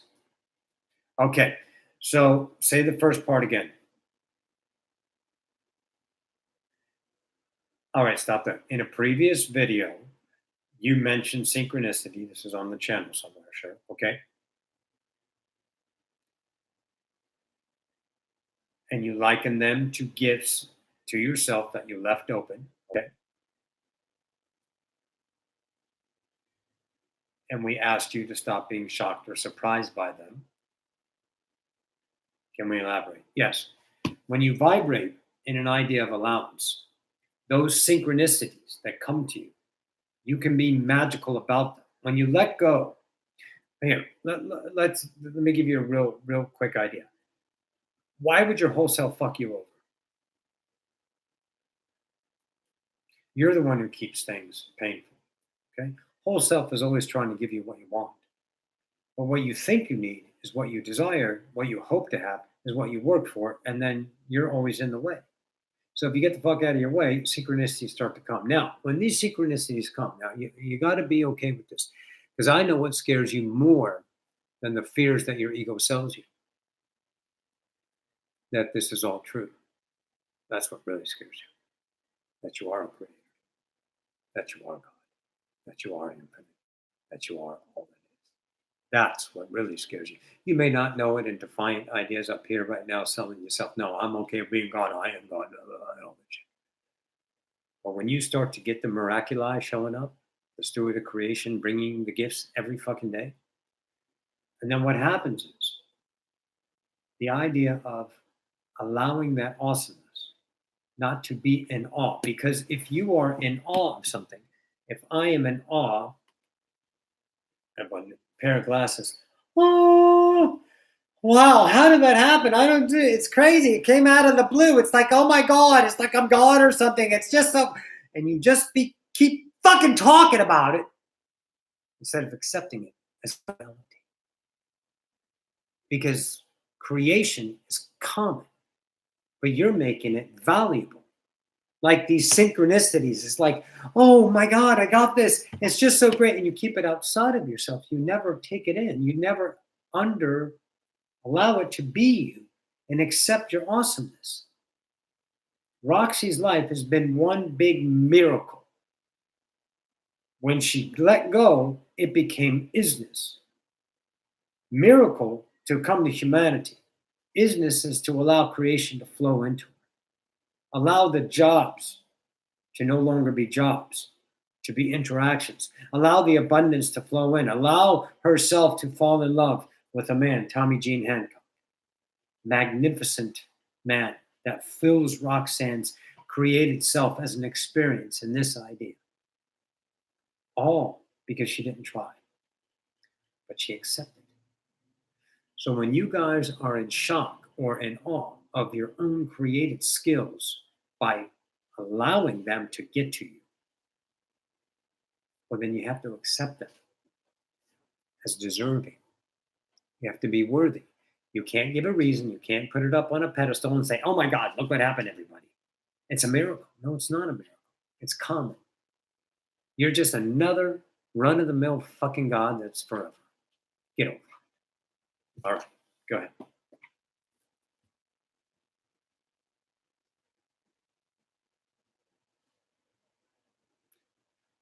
Okay, in the previous channel, the idea of creating flow, money, abundance, okay? Yes, sure. All right, outside of work. Now, humanity is taught that money doesn't grow on trees when it can. But I doubt you guys will manifest a money tree because money is not the idea, but you were taught to make money. You were taught to value money. Then they taught you classes of money. Kardashian, well, no, let's go to Elon Musk or some rich fucker, and then Gates, and then on down to the Kardashians, and on down to Beavis and Butthead living under a bridge, right? And all of this is separation through money. So money became a distinct value of need. And that need created a want. And that want created desire to get, to want, to need, to have, to hold, and to effort. And then you created jobs and you created, before you guys were trading. And trading was easy because you knew how to survive. There was no need to buy groceries. You just farmed your food, slaughtered your animals, and cooked them up and ate. But as you got technology great, your next logical step, as Abraham would say, the evolution of humanity, you became reliable on the things of getting through the monetary way to get it. You created lotteries, you created jobs, you created sweepstakes, you created things to keep your focus on that one or two ways to get money. Job, second job, and you have pride in it. You have careers. You created unions. You created $1 million football players and $30,000 teachers. That's not a separation. That's value. That's the idea.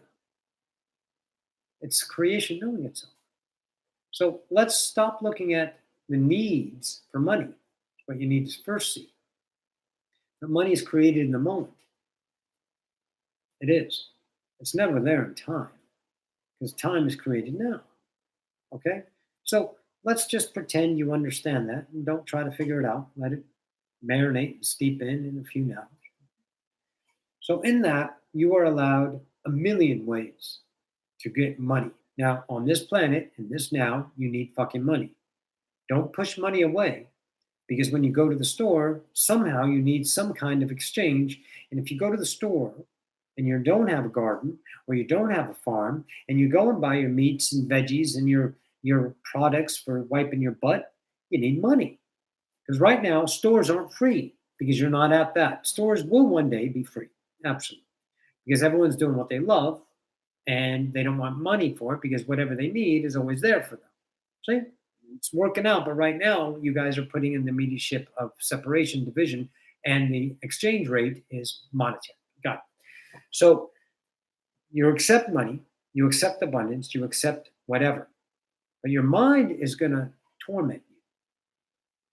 It's going to rip you up because you're going to fear an immense amount. And if you ever need to talk to Roxy about money, she transcended money, and it took her pretty much six years of ripping herself apart about that because she was taught we're poor, we can't get money, we don't earn that, that's not right. So she said, I don't deserve money. So she threw the money out of the door when she was waking. She always tried to not be that because she had a relationship. Here's the key. Ready, guys? Listen very closely. Every one of you have an issue with money. She noticed her behavior when she didn't have money. And then she noticed her behavior when she did have money. Because those provided two relationships to that idea. It wasn't the money itself, it's the relationship. The money's not dirty. The money's not taboo. The money is endless. You guys got so much goddamn money that's just sitting in one person's bank account more than another. And I don't want everyone to have the same amount of money. I don't want equalism like that because that's forced. I want you to create your own world. And in your world, you will have whatever you need in the now. So that's where Roxy understood the perfection of money, is in the now she always had it. She never had enough in time. And when she did have it, she would observe her behavior with it. Oh, I got money. Maybe we should buy something because it might go away. Or I don't have money. Hey guys, I need some money. Oh, fuck, what do we do? Nothing. I'm not going to ask. I'm not going to beg. I'm not going to hope. I'm not going to need. Okay, I'm just going to be the pain because I'm fearing. I'm fearing. And she transcended. She did her work.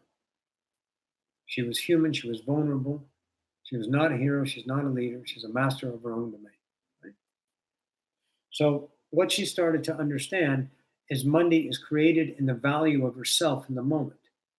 So when she did purchase things that she wasn't supposed to, and she also didn't behave to purchase things when she really didn't want to because she needed to know her value because she had money and she could buy whatever the fuck she wanted. She understood the relationship. And then abundance started to flow in through many sources. And abundance is, of course, is monetary, but abundance is also abundance. Now, abundance might be this. When Roxanne and Tommy left the apartment, this is their second year in this apartment where she's out across the street from where they used to. So that apartment over there was not enough. They were changing and they knew that this is not their vibratory state. So she allowed this apartment to manifest. Abundance doesn't necessarily mean material things. Abundance is the ideas of offering to allow you to be abundant in your creation. So abundance can be a normal fee dropped. Abundance can be $50 turned into $25 because it's your world. See, if I'm out shopping, the sale that they didn't have yesterday, it's on sale today, is because of my vibration. It's not because of the sale and permanency and among 1,000 timelines. It's my world. So if I have $50 in my account and I want to have $25 for coffee and maybe something else, and the thing I want that attracts me in the reality of, oh, maybe go and look in here and see what they have. And there it is. And now it's normally $50. The sale sign. And that sale sign says $25. Then I created that world and now I'm abundant. Okay? You can't put a price on abundance. You can't put a value on money, but you do because you were taught to, because money needs to be saved. What do you think is going to happen if you save money for a particular purpose? Well, you're going to attract that purpose. Rainy days will come. Insurance money for the premium, it'll come. for a new roof, it'll come. That's not causality, that's value. That's where you put your focus to create the worlds of value. What you focus on creates your reality. But if it's a focus of lack, then you're going to get lack. That's where you got to see the truth of that. So abundance is attraction. There's a channel, there's a channeling done by Ophiuchus on abundance that's available on Roxanne's channel. Watch that. Ophiuchus, Ophiuchus, Ophuciuis, Ophiuchus on abundance. Look that up on Roxanne's channel. Go to her channel, Odyssey of Essential, the little thing in the corner that says search this channel, Ophiuchus, or just write abundance, and that'll come up. And you got to realize that you open up the entire world in allowance. But you guys were taught to manage, not your fault.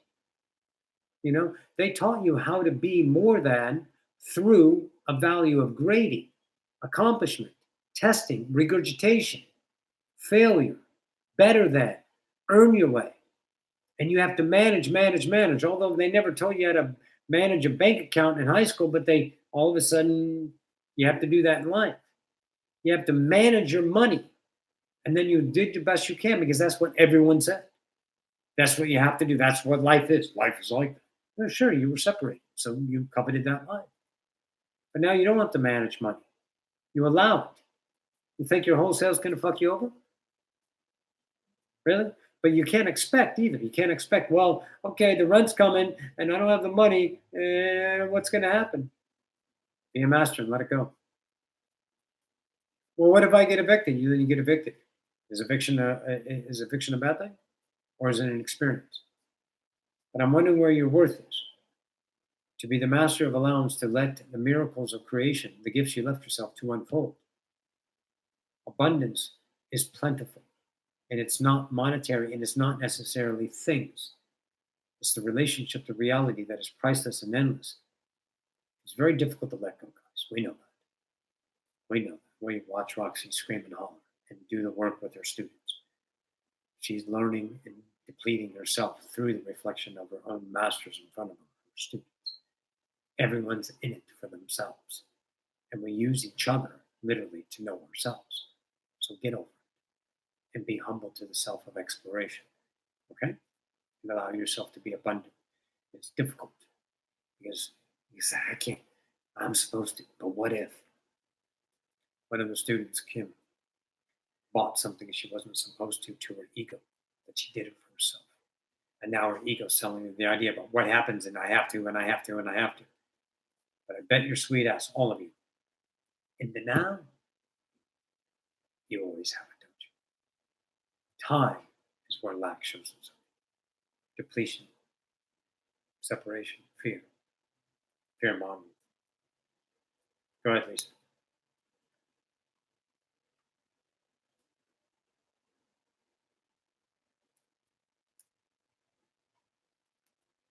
Why do you think the more you get in line, the more challenge are thrown at us? Is the question. Well, because you're raising your vibration is the term we'll use. So let's go, here you are swimming along. This is you, and this is your personality, and you are one, because you don't know any different. But as you start to realize your choices, and you start to change your frequency rate, and the ego is trying to keep you the same, then you're going to bang against that and upset yourself.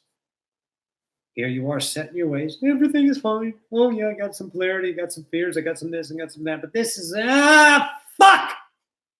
Jesus, goddamn it. Why the fuck are things getting harder? Because you're depleting the unknowable you that you have to get to know to see what's underneath, what's truly there. So what you're doing with that question is measuring the idea. So the ego is actually expecting it to end in some way, and it should be getting better because you're doing the work. So the question is an egoic structure of expectations. So you need to look at the question itself and accept the journey as is without getting more and more. There's a reason it gets more. It's because you're doing deeper work. But you can't look at when it ends or how it ends or why it ends. Be the isness of the now, and then you won't take notice of it, and all of a sudden you realize it's gone. And there's no way it can come back because it's not you. because you are now you. Next.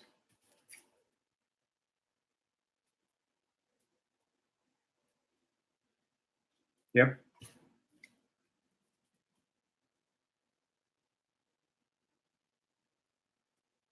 When do you think humanity is going to be full on ready for full contact or a first contact with an alien race?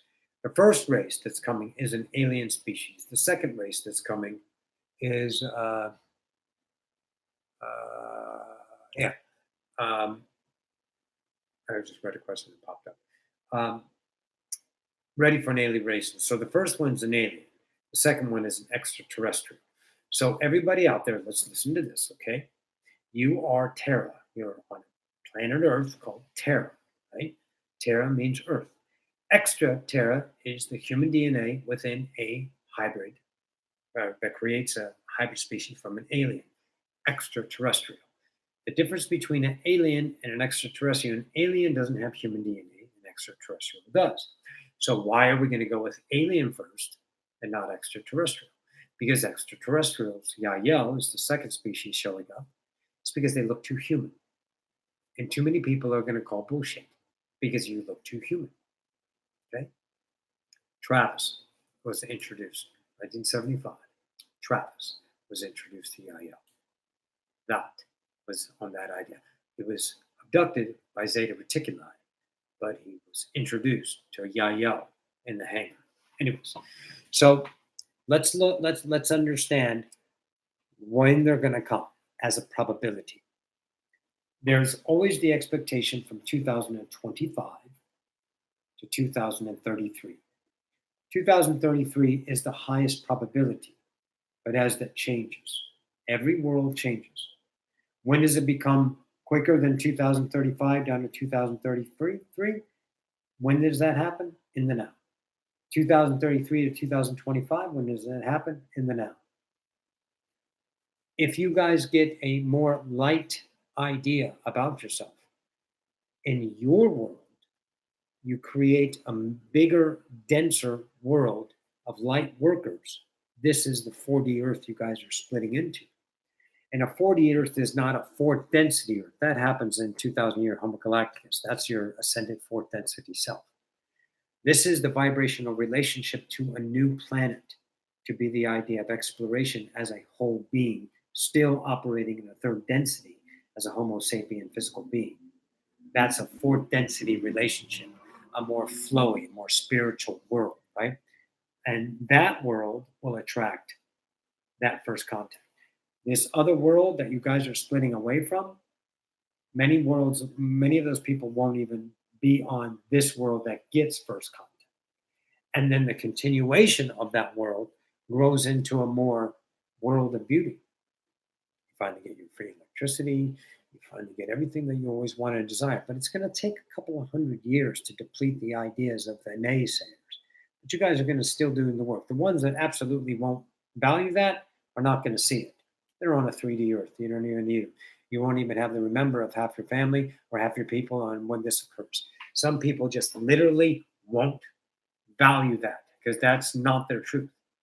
It's not wrong. It's not right. It's business. Okay. All right. So let's say it happens in 2033. That species comes and they introduce themselves as a mass collective to enough people that say it's not a hoax. It's too real. Governments know, they disclosure. Yeah, we've been working. We know that the keys of Enoch were alien in civilization, and we know there was Atlantis, and we have proof from the Vatican. I'm sorry, yeah, we're sorry, yeah. They were just being their truth. Everyone is relying on their personality to construct an image of worth, and they do that through betrayal, through hate, through crime, through love, through passion, through compassion, through empathy, through value of love, and it's human. Relax. Okay. So doesn't matter what was, it matters what's in. So the highest probability from the now that we are in is 2033. You elect a different president, it moves closer. Why? Because you guys aren't fucking killing each other. It's not wrong to kill each other. It's not wrong to divide. It's not wrong what he's doing. It's not wrong. No, it's not. It's a reality. How do you deplete that in your world? Not the one world. No. Now, come on, let's be masters and start to remember what the fuck I said. Your world. When you create that in your world, how do you not get that other world? By not looking at it. Leave it alone. Don't give any energy. Don't meme it the fucking shit out of the atrocities on Facebook any longer. Don't tell the world what's wrong because you stay in that world. You start to make your big, large world of problems and distractions and you move it down into the isness of I am now. Wow, there's nothing wrong. There's nothing wrong. I got my tea. I got my book. I got my computer. I got my console. I got my children. I got my world. Why do I need to worry about that? Why? Oh, my ego. Oh, yeah, but oh, yeah. Oh, no, I'm okay. Yeah, but what about the bill? No, I'm okay. Everything is fine now. And I take my world and make it smaller into the isness of I am now. And then you attract other light bearers to create that co-created world, and your memory changes for the moment. And all of a sudden, you never remember, or people never remember you because they're choosing to stay on a different world. And maybe on a world Trump does get reelected, or Beatrix or whatever you call that thing happens over there in the UK, and all these things happen, and global and happen, but it's not in your world. See, your world gets first contact, but you can't try to get there because then you'll just fuck it up 3 ways from Wednesday with your effort and your lack because you're going to keep it the same. The trick is to surrender, is to allow, and to choose your truth of light in the moment, your light, not their light, not the needful light, not what they're supposed to do, not this, not that. I fucking I am. And you'll get first contact. And a lot of you that are of value of that experience will get first contact before that because you want to be a part of it and just say, yeah, it's an alien, scarier than shit. Man, first time I saw him, I had to change my shorts, but I got through it. It's okay. It's really real. It's not made up. You become an ambassador to the idea of that experience. You value that. You're not cheaply proven. Your isness. You don't need to justify your own experience any longer. The commonality of taking a good shit is never denied by the collective. But the commonality of aliens is because you guys can't believe it as a mass collective until it's introduced as a mass collective. And even then, a lot of them are going to be afraid to accept it because that means everything is done. All the religions, all the things that you constructed have to be let go of to experience the change of reality. And that's a scary thing for the awakeners of that only know one world, the world of I am not. And whatever's in front of me defines me. So, 2033. Keep it at that. It may change. It may change on you. And remember, guys, and listen to this very closely. If Trump does get reelected, it doesn't mean necessarily you missed out on the 4D Earth. Don't look at that way. Look at the vibration of your choices. Because there's a lot of people on that earth that want to be on your earth. And they may come along, and it may take another couple of years of that light that's shining in the idea of what we're not. And a mass collective to turn away from that and say, oh, we don't want to look at this anymore. He's not doing anything wrong. He's being a truth. But if you try to make it wrong and try to change that, then you're actually feeding. So that's why you turn the other cheek, folks, and focus on your world and create your world. And then we'll see who's next. And whatever that is. Everyone that was like, oh my God, it's the end of the world, it's the end of the world. Nothing happened. You're still now, you're still isness, you're still going on strong, blah-de-da-de-da. You're still here I am, but your distractions, your emotions take you away from the now, and the now is peaceful, perfect, and all. Time is what fucks you up again. Okay, Lisa, go ahead.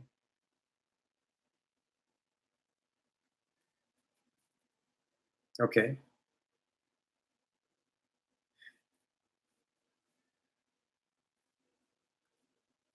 So the question is time, what did you say the first part? Is there any point to, after we pass, what? Accumulating abundance? Oh, you mean like your wealth to leave to your children? Sure, you can. It's not a point to it. It's a choice. There's never a point to anything. It's a probability. You know, if people get inheritance, they're not lucky. That's their reality.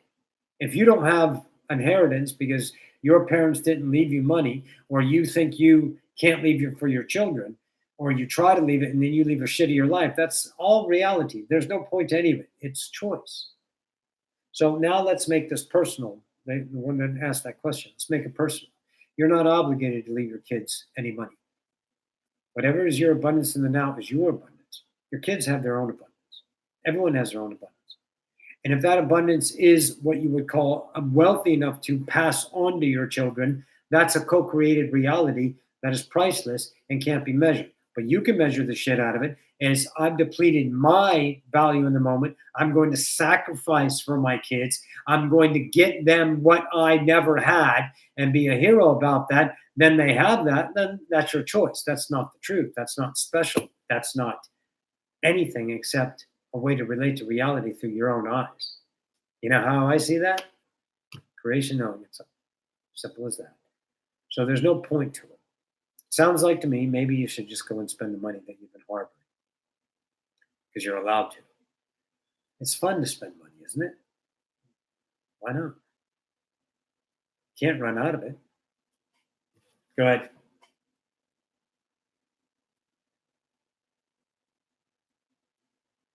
Yes.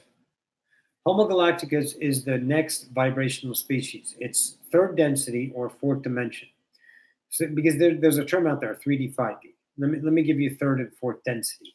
Third density, fourth density, or third dimension, fourth dimension, fifth dimension. Okay? So we're going to operate right now in the term density. It's the same as a dimension, it just considers itself a different name, but it's the same thing. To understand a dimension, okay, to understand a dimension, let's look at a third dimensional world, height, width, space, right? We have an operating space. And then we add in a fourth dimension called time as part of the experience. We didn't know time was permanent. We thought it was permanent. We had no idea you can change time. We thought time was time marches on. I don't have time. Oh my God, what time is it? I gotta get there on time. My God, I'm gonna be late. I just don't have the time. I'm sorry. So it was part of the experience. It's part of the playground. It's the suit you don. It's the world you walk into. And then you have the ability to change that relationship through your own conscious awareness of the game in and of itself as your own mastery. And then time doesn't become part of that element. Although you live now in a density. Because the density is a construct of a what? A physical vibration, a frequency, a rate. What you do is take light, you slow it down, and you start to make gross matter. And that gross matter is what you would see coming through black holes into the frequency that's called densities. It's a pull, right? So in that, you have light going out, being something else, and then light coming in, being something else. And it's slowed down into consciousness of what you would consider gross mass. And right now, they're calling that dark matter. And then dark matter turns into light matter, and then you have particles. And those particles of dust accumulate over the idea of perception of scientists that creates an idea of a meteor. And the meteor slowed down and gets grabbed by gravity, and all of a sudden that meteor flowers because of the conditions of the gravitational spin of the mind into a planet, and then life creates. Okay, whatever reason you get yourself there, that's the physical reality. That's a density. That's how we consider. Dimension more names the idea of the frequencies about what's going on. Density is the state of being, the plane of existence, physical. Now, in the fourth density, this is a non-physical. That's why we call it the age of Aquarius. The age of Aquarius is the next state of being. Right now, you're solid. Solid. Is there something wrong with the internet? The solid is a state of water called ice. Okay, and then when you go to the water bear, you're going to the spiritual, the awakening, the ascension, right? That's going to the state of a being called spiritual. The water represents the spirit, and the third density idea represented the frozen, the solid, the state of being physical. And now you're going to more of spiritual. The fourth density, where the Sasani are currently hanging out, blah, blah, blah. So all of that's good. And that's where you become in the triangle. Okay, Sirius, fifth density. Over here, fourth density. and this triangle. And this is in the idea of the Akashica universe. This idea, just the Akashica universe down to your individual planetary galaxy in this area. Okay, just really, there's a lot of games going on in infinite. So in this idea triangle pattern, you have Sirius up here in fifth density, the Syrian civilization, and over here you have the Essassani in the fourth density, and here's planet Earth in the third density. And you guys come up with a nice little idea about moving. So here we go. And here comes the age of Capricorn, ascension of humanity. Now you go to the fourth density frequency. So you're operating in a non-physical awareness. Although your fellow humans look physical, but you're not going to be quite human anymore. There's going to be a whole mess of DNA awakening during this next 2,000 years to give you a light body that you can actually incorporate in your daily wares. And you can transcend physical planes and non-physical. So the fourth density goes to the fifth density, and the Syrians go on to their sixth density adventure. Well, I need to tell you something about densities and the perceptions about that, but let me finish with this. And over there, this is fourth density now. That's human, right? Homo-galacticus. And then Essassani go to the fifth density. So who comes here? Well, here's the new human, and that's called the Venusians. So this is where your planet, the third density, everyone knows, if you've been listening to Gaia, she's like, I'm done hosting third density. Now I'm going to host a fourth density. She's going to evolve, and she's taking the human with her as a potential host. And the humans go, of course, let's go. We love you. So they go with them, and now we need a new planet. So the new planet is Venus. And that'll become the new Venusians, like the humans, the new Venusians. So now let me explain something about the progression of evolution that has seemed to become a karmatic earning or a status of graduation that humanity structures their life so they equate the galactics to the same fucking thing, which is you go to first density, second density, third, you don't even have to do shit. That's the playground that's available. You guys can go from fifth density to third density to eighth density to a millionth density to realms to non-realms to non-physical to non-plane to in-between planes to an infinite number of awarenesses any given minute because you're not limited. Your limitations are perceptions of what creation is through the idea. That's why we're saying let the fuck go so you can see more of the truth of evolution in your own gestalt. So you don't have to play in human next game. They just happen to be at fourth density. If you create a self that goes into the human self, then you have homo-galacticus. This doesn't mean you have you don't have a ninth density being over here playing with the Pleiadians in ninth density, or the Hathors that are in ninth density, or you have a Hathor fourth density that's terraforming Venus for the next. Really? There's laws? No. Those laws are the five, and there's the only ones. Everything else is perception, is translation, is interpretation. To create your world is to be the choice of yourself. And that draws in the relative reality that's already created by the whole of you, which you will remember. And then one day you'll know yourself as I am, and you'll understand how you're creating the physical realm around you, and you can pick and choose what you want in your reality. But it's never done through want, desire, lack, or need any longer. Fantastic. Go ahead.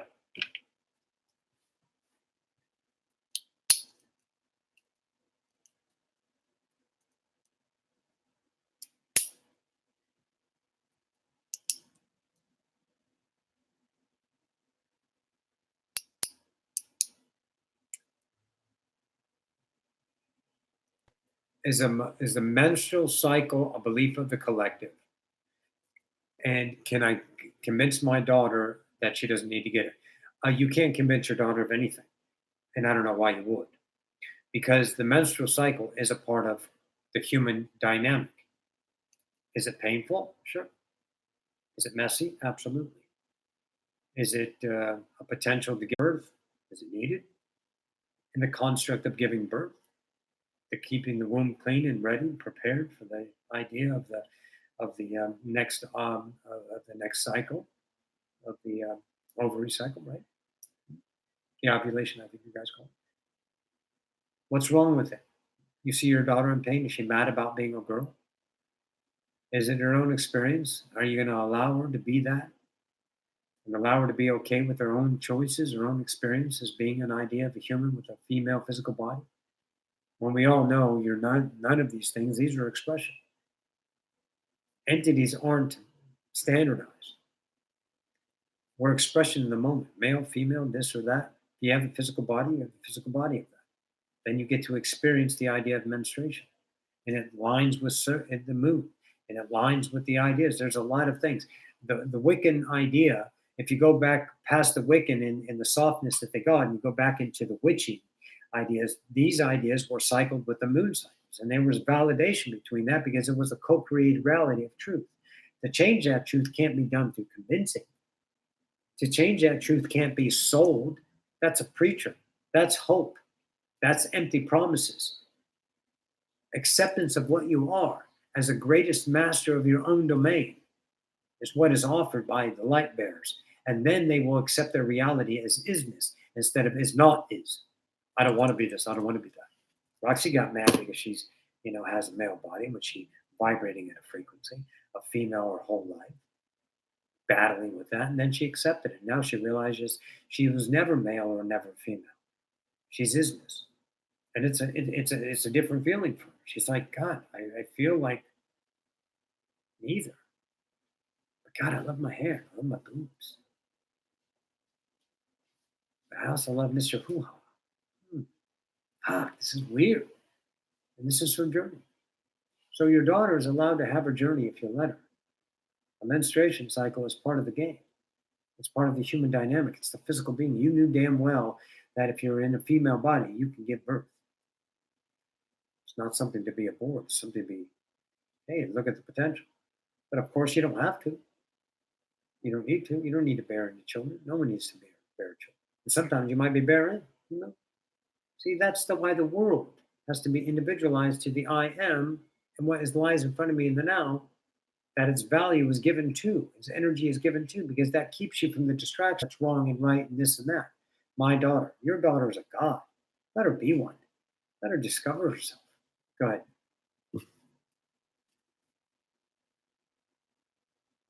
Yeah, lots of them. Lots of them.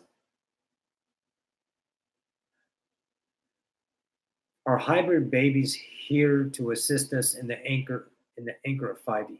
Don't worry about anchoring 5D. You're not strong enough to anchor an entire density. Don't oversell yourself. What you are do is a light bearer, and you attract the probability of communication with your children if you have, which apparently you do, have children. Then you have an individual conversation, not a purposeful conversation. Because if you make it purposeful, then you have to define that purpose through the construct of thinking. And if you use this egoic structure, then you're going to value that purpose as an idea of polarity. And then you have to be a hero or an effort or something to make that purpose and make it communicated to the thing. They're not here to help you. No one's here to help you because you're the master here. A, and B, no one's in peril. So you get to commune with them, talk to them, dream with them, chat with them, and a lot of you will meet them in the physical reality. Absolutely, here on Earth. And don't worry, masters, about how much time you have left on Earth, because you're a time machine. Time is created in the moment. Case in point, I'm driving home from work. Get home like, holy shit, how the fuck did I get home? My God, I don't remember how I got home. Well, you never drove, did you? You went from work, got in your car, and the next thing you remember, you're home and you gave yourself a memory of 30 minutes passing. You're a time machine. Don't fuck it up with standards, and then you're going to keep yourself in the congruency of space-time continuum as your life. What you put out is what you get. Leave time alone. Don't try to change it. Don't try to manage. Don't try to figure it out. Be it. And then you'll understand your relationship is malleable with time. And then all of a sudden, you're a time machine. So all of a sudden, you can live 10 more years and give a memory of it. So it happened in 2018. It already happened. First thing. You're going to live 5 more years, and then you have the memory of first contact happened 5 years ago. And everyone in your reality that you co-create is the same memory. Because it's not one Earth. It's yours. Roxanne goes into a store the other day. Walks down to the mall. Walks down into the mall. There's an AT&T center there. It's been there. It's a very large AT&T center. It's where they pay their bill. They go look at the new phone sometimes. Blah blah blah. Say hi to the people. Bring them coffee. She loves giving away coffee because she's an advocate for coffee. She loves it, right? Although she's having tea tonight. We're having blood orange. It's good. So, anyways, so so they go into the store, into the mall, right? And they go upstairs and eat, and they pass by it, and they say hi to their friends. And then they go and get their Starbucks, and they give it to Chris is there, and then Isaac is there, and they give out their coffees, and they're walking back to give Nelson his caramel frappuccino, right? With what? And he's at the other end, and they pass by, and AT&T is gone, and there's couches there now. There's the Apple store there. AT&T's here. AT&T's gone. There's couches there. AT&T is now about 50 feet away, and it's half the size it was, and there's only two people manning it instead of four people. And that happened in the same now, a couple minutes apart. 8 minutes, 7, 8 minutes, because she shifted Earths, because it's not one Earth. It's the Earth that matches your truth. But if you keep looking for things to be standard, keep feeding the vibration of consistency, keep focusing on polarity, then why would you ever think you would leave a polarized world when what you put out is what you get back? Okay. So look at that idea of the timelines, the probabilities. Look at those things. Look how they can be changed. And look how first contact can happen last year in your world and everyone else creates. Because you really think time is occurring? Time is created. Go ahead.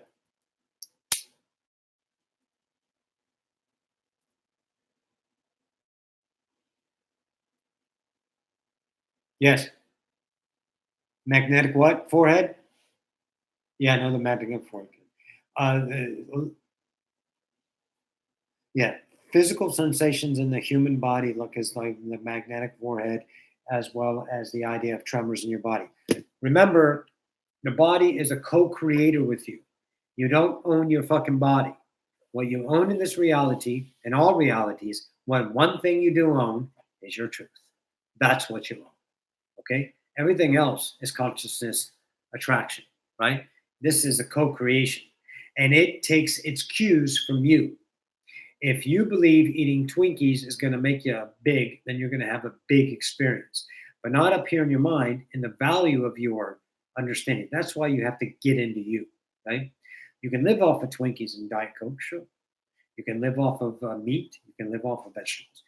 Relationship better be the truth with those things, or you're going to have the consequences that's in the algorithm of you. And you don't know those algorithms because they're built into the body construct through the consciousness of co-creation. So when you start to be aware of the idea of your body, because you're changing, your body's going to signal you with changes. You guys know when you get sick, that's a signal that no one likes. But that represents change, right? Being ill represents vibratory change. Tremors represent vibratory change. Disease represents what you're fucking holding on to. Vibratory change is expulsion of what no longer you've been holding on to as a co-created idea of value, because the body takes cues from you. So when you change your relationship with your body by changing your relationship with you, eating what you want to eat, being what you want to be, those tremors are going to show you the change, but they will change in their permanency in the idea of, let's say, not being so traumatic. A magnetic forehead is another idea. It's an attraction idea, but we don't put too much value in it because it's still in its awakening stages of what that's going to be. And what that is going to be is something that is to be discovered. Because if we gave you any concept of it, you're going to take it and slant it through your definitions of what you think it can be, and then you're going to make it into something that's going to be transient. It's going to deplete like a fad. You want it to be valued, then let it be discovered in your own isms. But in the idea of tremors, of change, the body's going to act in kind. Don't worry about getting sick. And God, for fuck's sakes, don't worry about the goddamn coronavirus. Don't give it any value. People are thinking, oh, yeah, the coronavirus, it's a flu. It's another flu, but they just made it into something. and you're paying attention to it and you're valuing it, and therefore it stays there. What about the H1, H2, H1? What happened to that one? Everyone was scared of that one. No! And then, oh, it's gone because it's no longer valued in the distractions that humanity needs to keep themselves fed, the insatiable appetite of the ego, right? So what you do is you be in your now and accept what's happening, the tremors, the zingers, the aches, the pains, and know that's change. That's you letting go of the value. But if you're holding on to the construct, then you're going to cycle yourself. If you are seeing changes in your sleep cycle, if you're seeing changes out of the blue, if you're seeing changes in appetical needs, I need a starch, oh, potato. I need a protein, fucking beef jerky.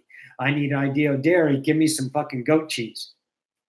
These are the changes that the body would require for you to make that change as seamless as possible, because the body's going to tell you what it is, right? It's going to tell you. Roxy used to be the city dump, eat whatever. She had an experience of change. Now she doesn't eat whatever. Now she values the idea of different foods, different experiences, cooking store-bought stuff, not processed food, but fresh foods, vegetables, beef stew. She makes a killer Hungarian stew. Oh my God, with some rye bread to dip, to die for. So that experience is her crafting. It's what she gets to do because she listened to her body. She listened to the cues. She didn't deplete herself with need, wants, and must to be a certain image to live by. And if no one else is living by that, then she looked and ridiculed them and be a hero to herself. But people are making a lot of money off of being these ideas. They're keeping you busy. So that's a way to be. And you can change that in your world by changing you. And know that these zingers, these tremors, these fibrillations in your body will change. Let them go. Accept them, allow them, and let them go. Go ahead, Lisa.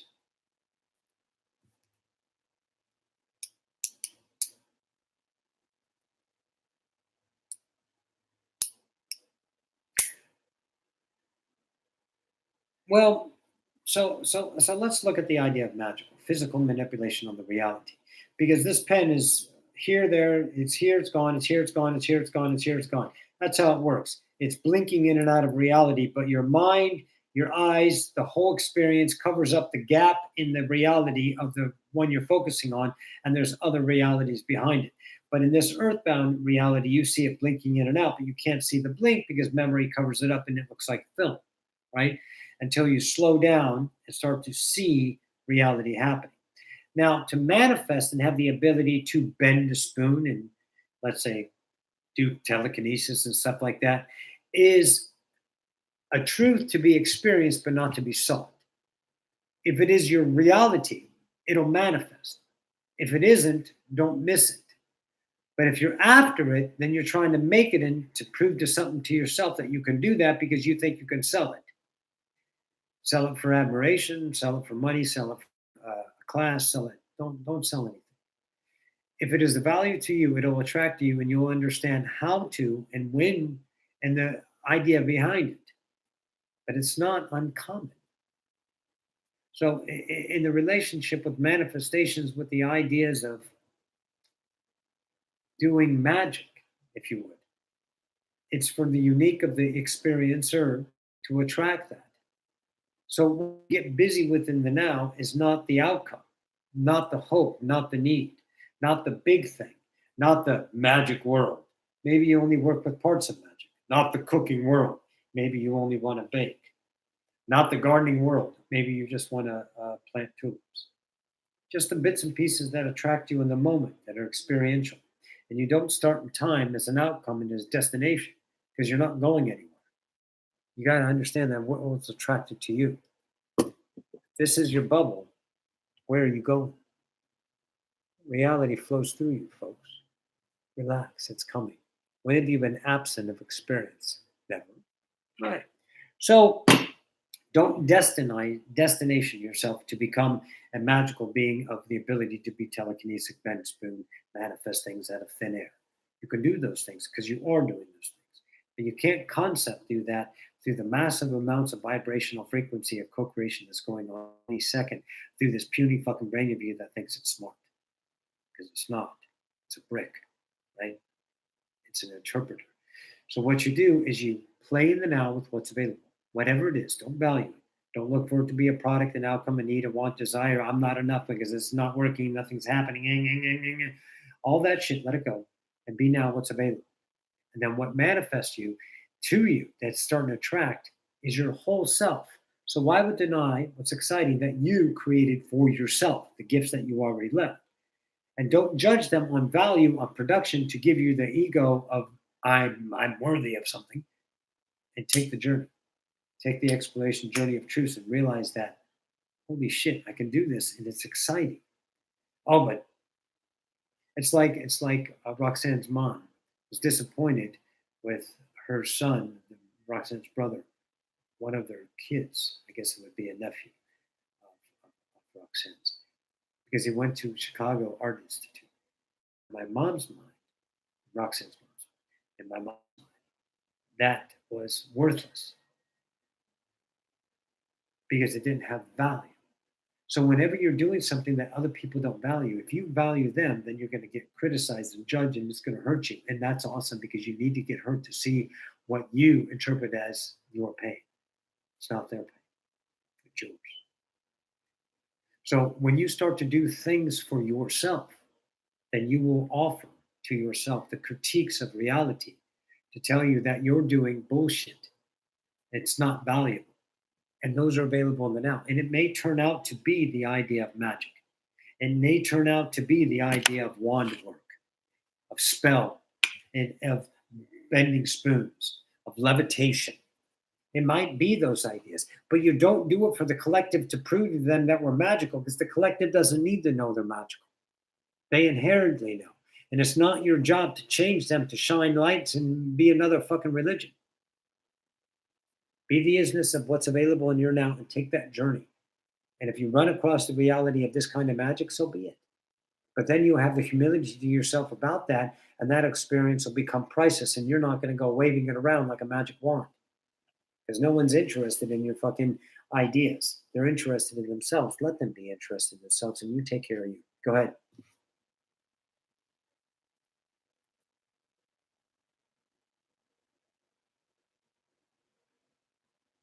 Yeah, Leviticus.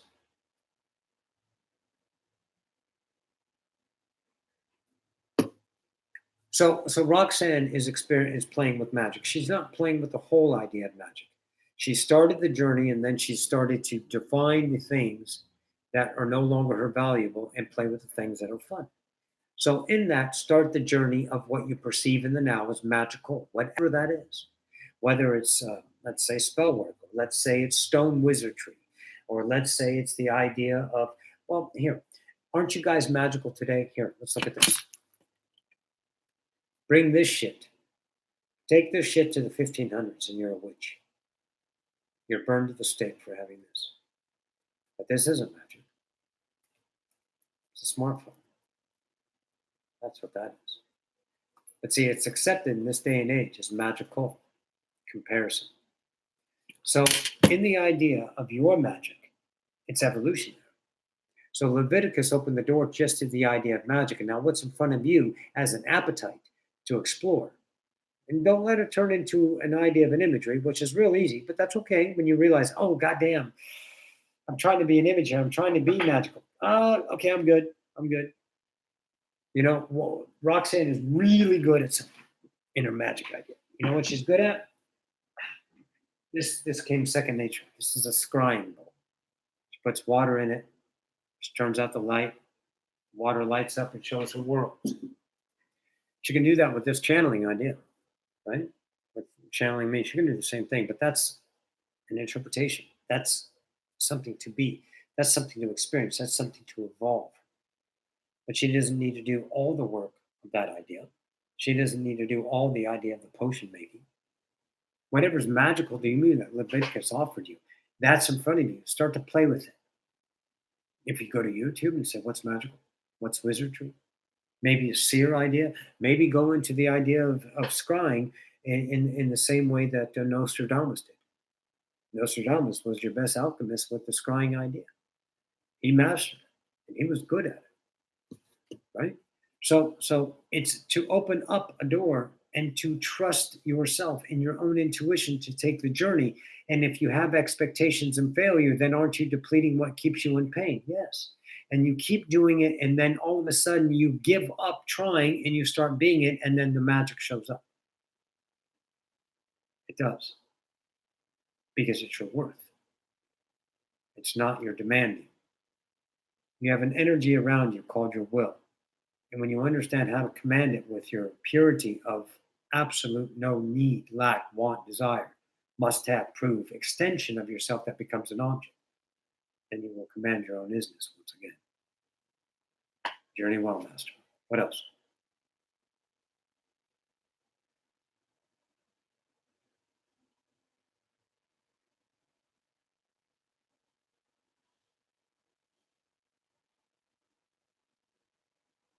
I think it's an extension of, well, oh yeah.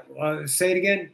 So Roxanne, can we get more info on the space force that Trump created? Yeah, that's going to be uh, let's call them ambassadors because they have a lot of technology. Of course, I mean, think about it. Okay, let's not all be stupid here. Let's think about it.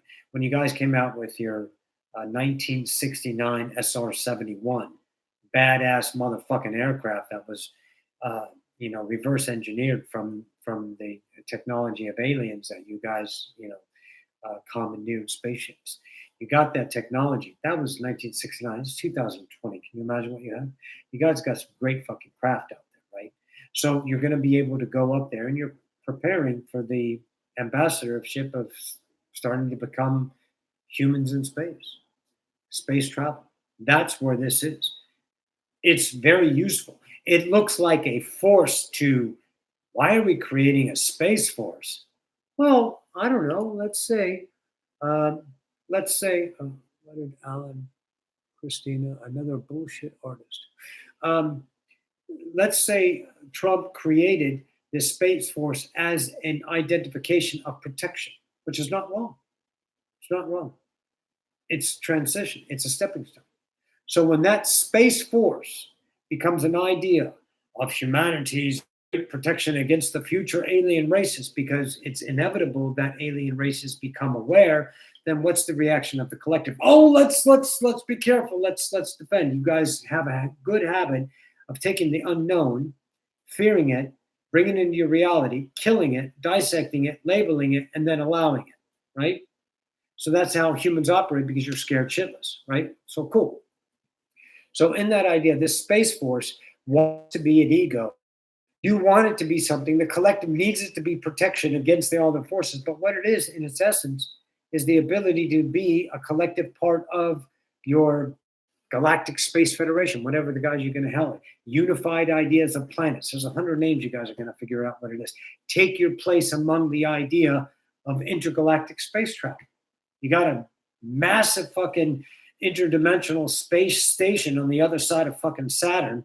And when you get a part of that, you'll be able to get that technology, travel there, you have mass transit, all this stuff is coming. But you guys are the light bearers to allow this to happen by being the truth of allowance, to accept yourself to be awesome, to allow these frequencies to come in. Why don't you guys have electricity when you had it since Nikola Tesla brought it? Well, because you guys don't value the idea of electricity free. You're not worthy of free electricity yet. The collective, oh, yes, we are. But why do you keep paying for your fucking bills? Why? Why do you keep, well, we need to. No, because you don't know your worth. What else?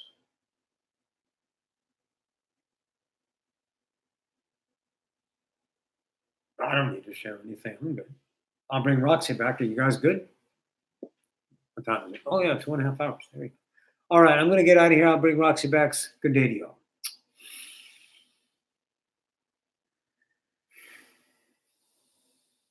Hey, guys. Fantastic. Hey, guys. So listen up. Thank you all for joining in.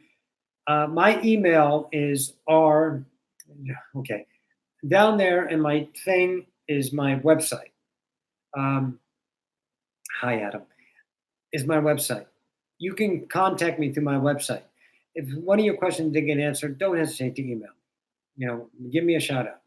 I get back to you. It may take me a day, or sometimes I say call me. Sometimes it might be a little bit too big of an answer that I don't feel like right now.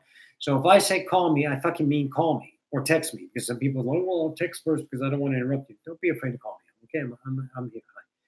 And so if you didn't get to the question, go ahead and email me. You can get it through the website. Contact Roxanne, and thanks all for coming. And I don't know. Oh, there's a donate button down there. So if you'd like to donate, I'm going to take donations. You know why? Because Animal Crossing New Horizons is coming out in March 20th. Do you know how much I love Animal Crossing? Oh my fucking God, I'm so excited. Anyways, I love you guys. I love you, and I think that's it, right? Are we good, Lisa?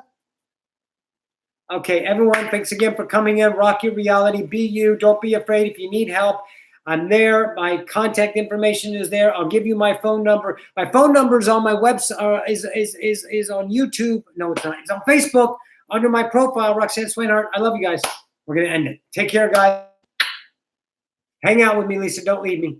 All right, guys. And we'll figure out how to do this.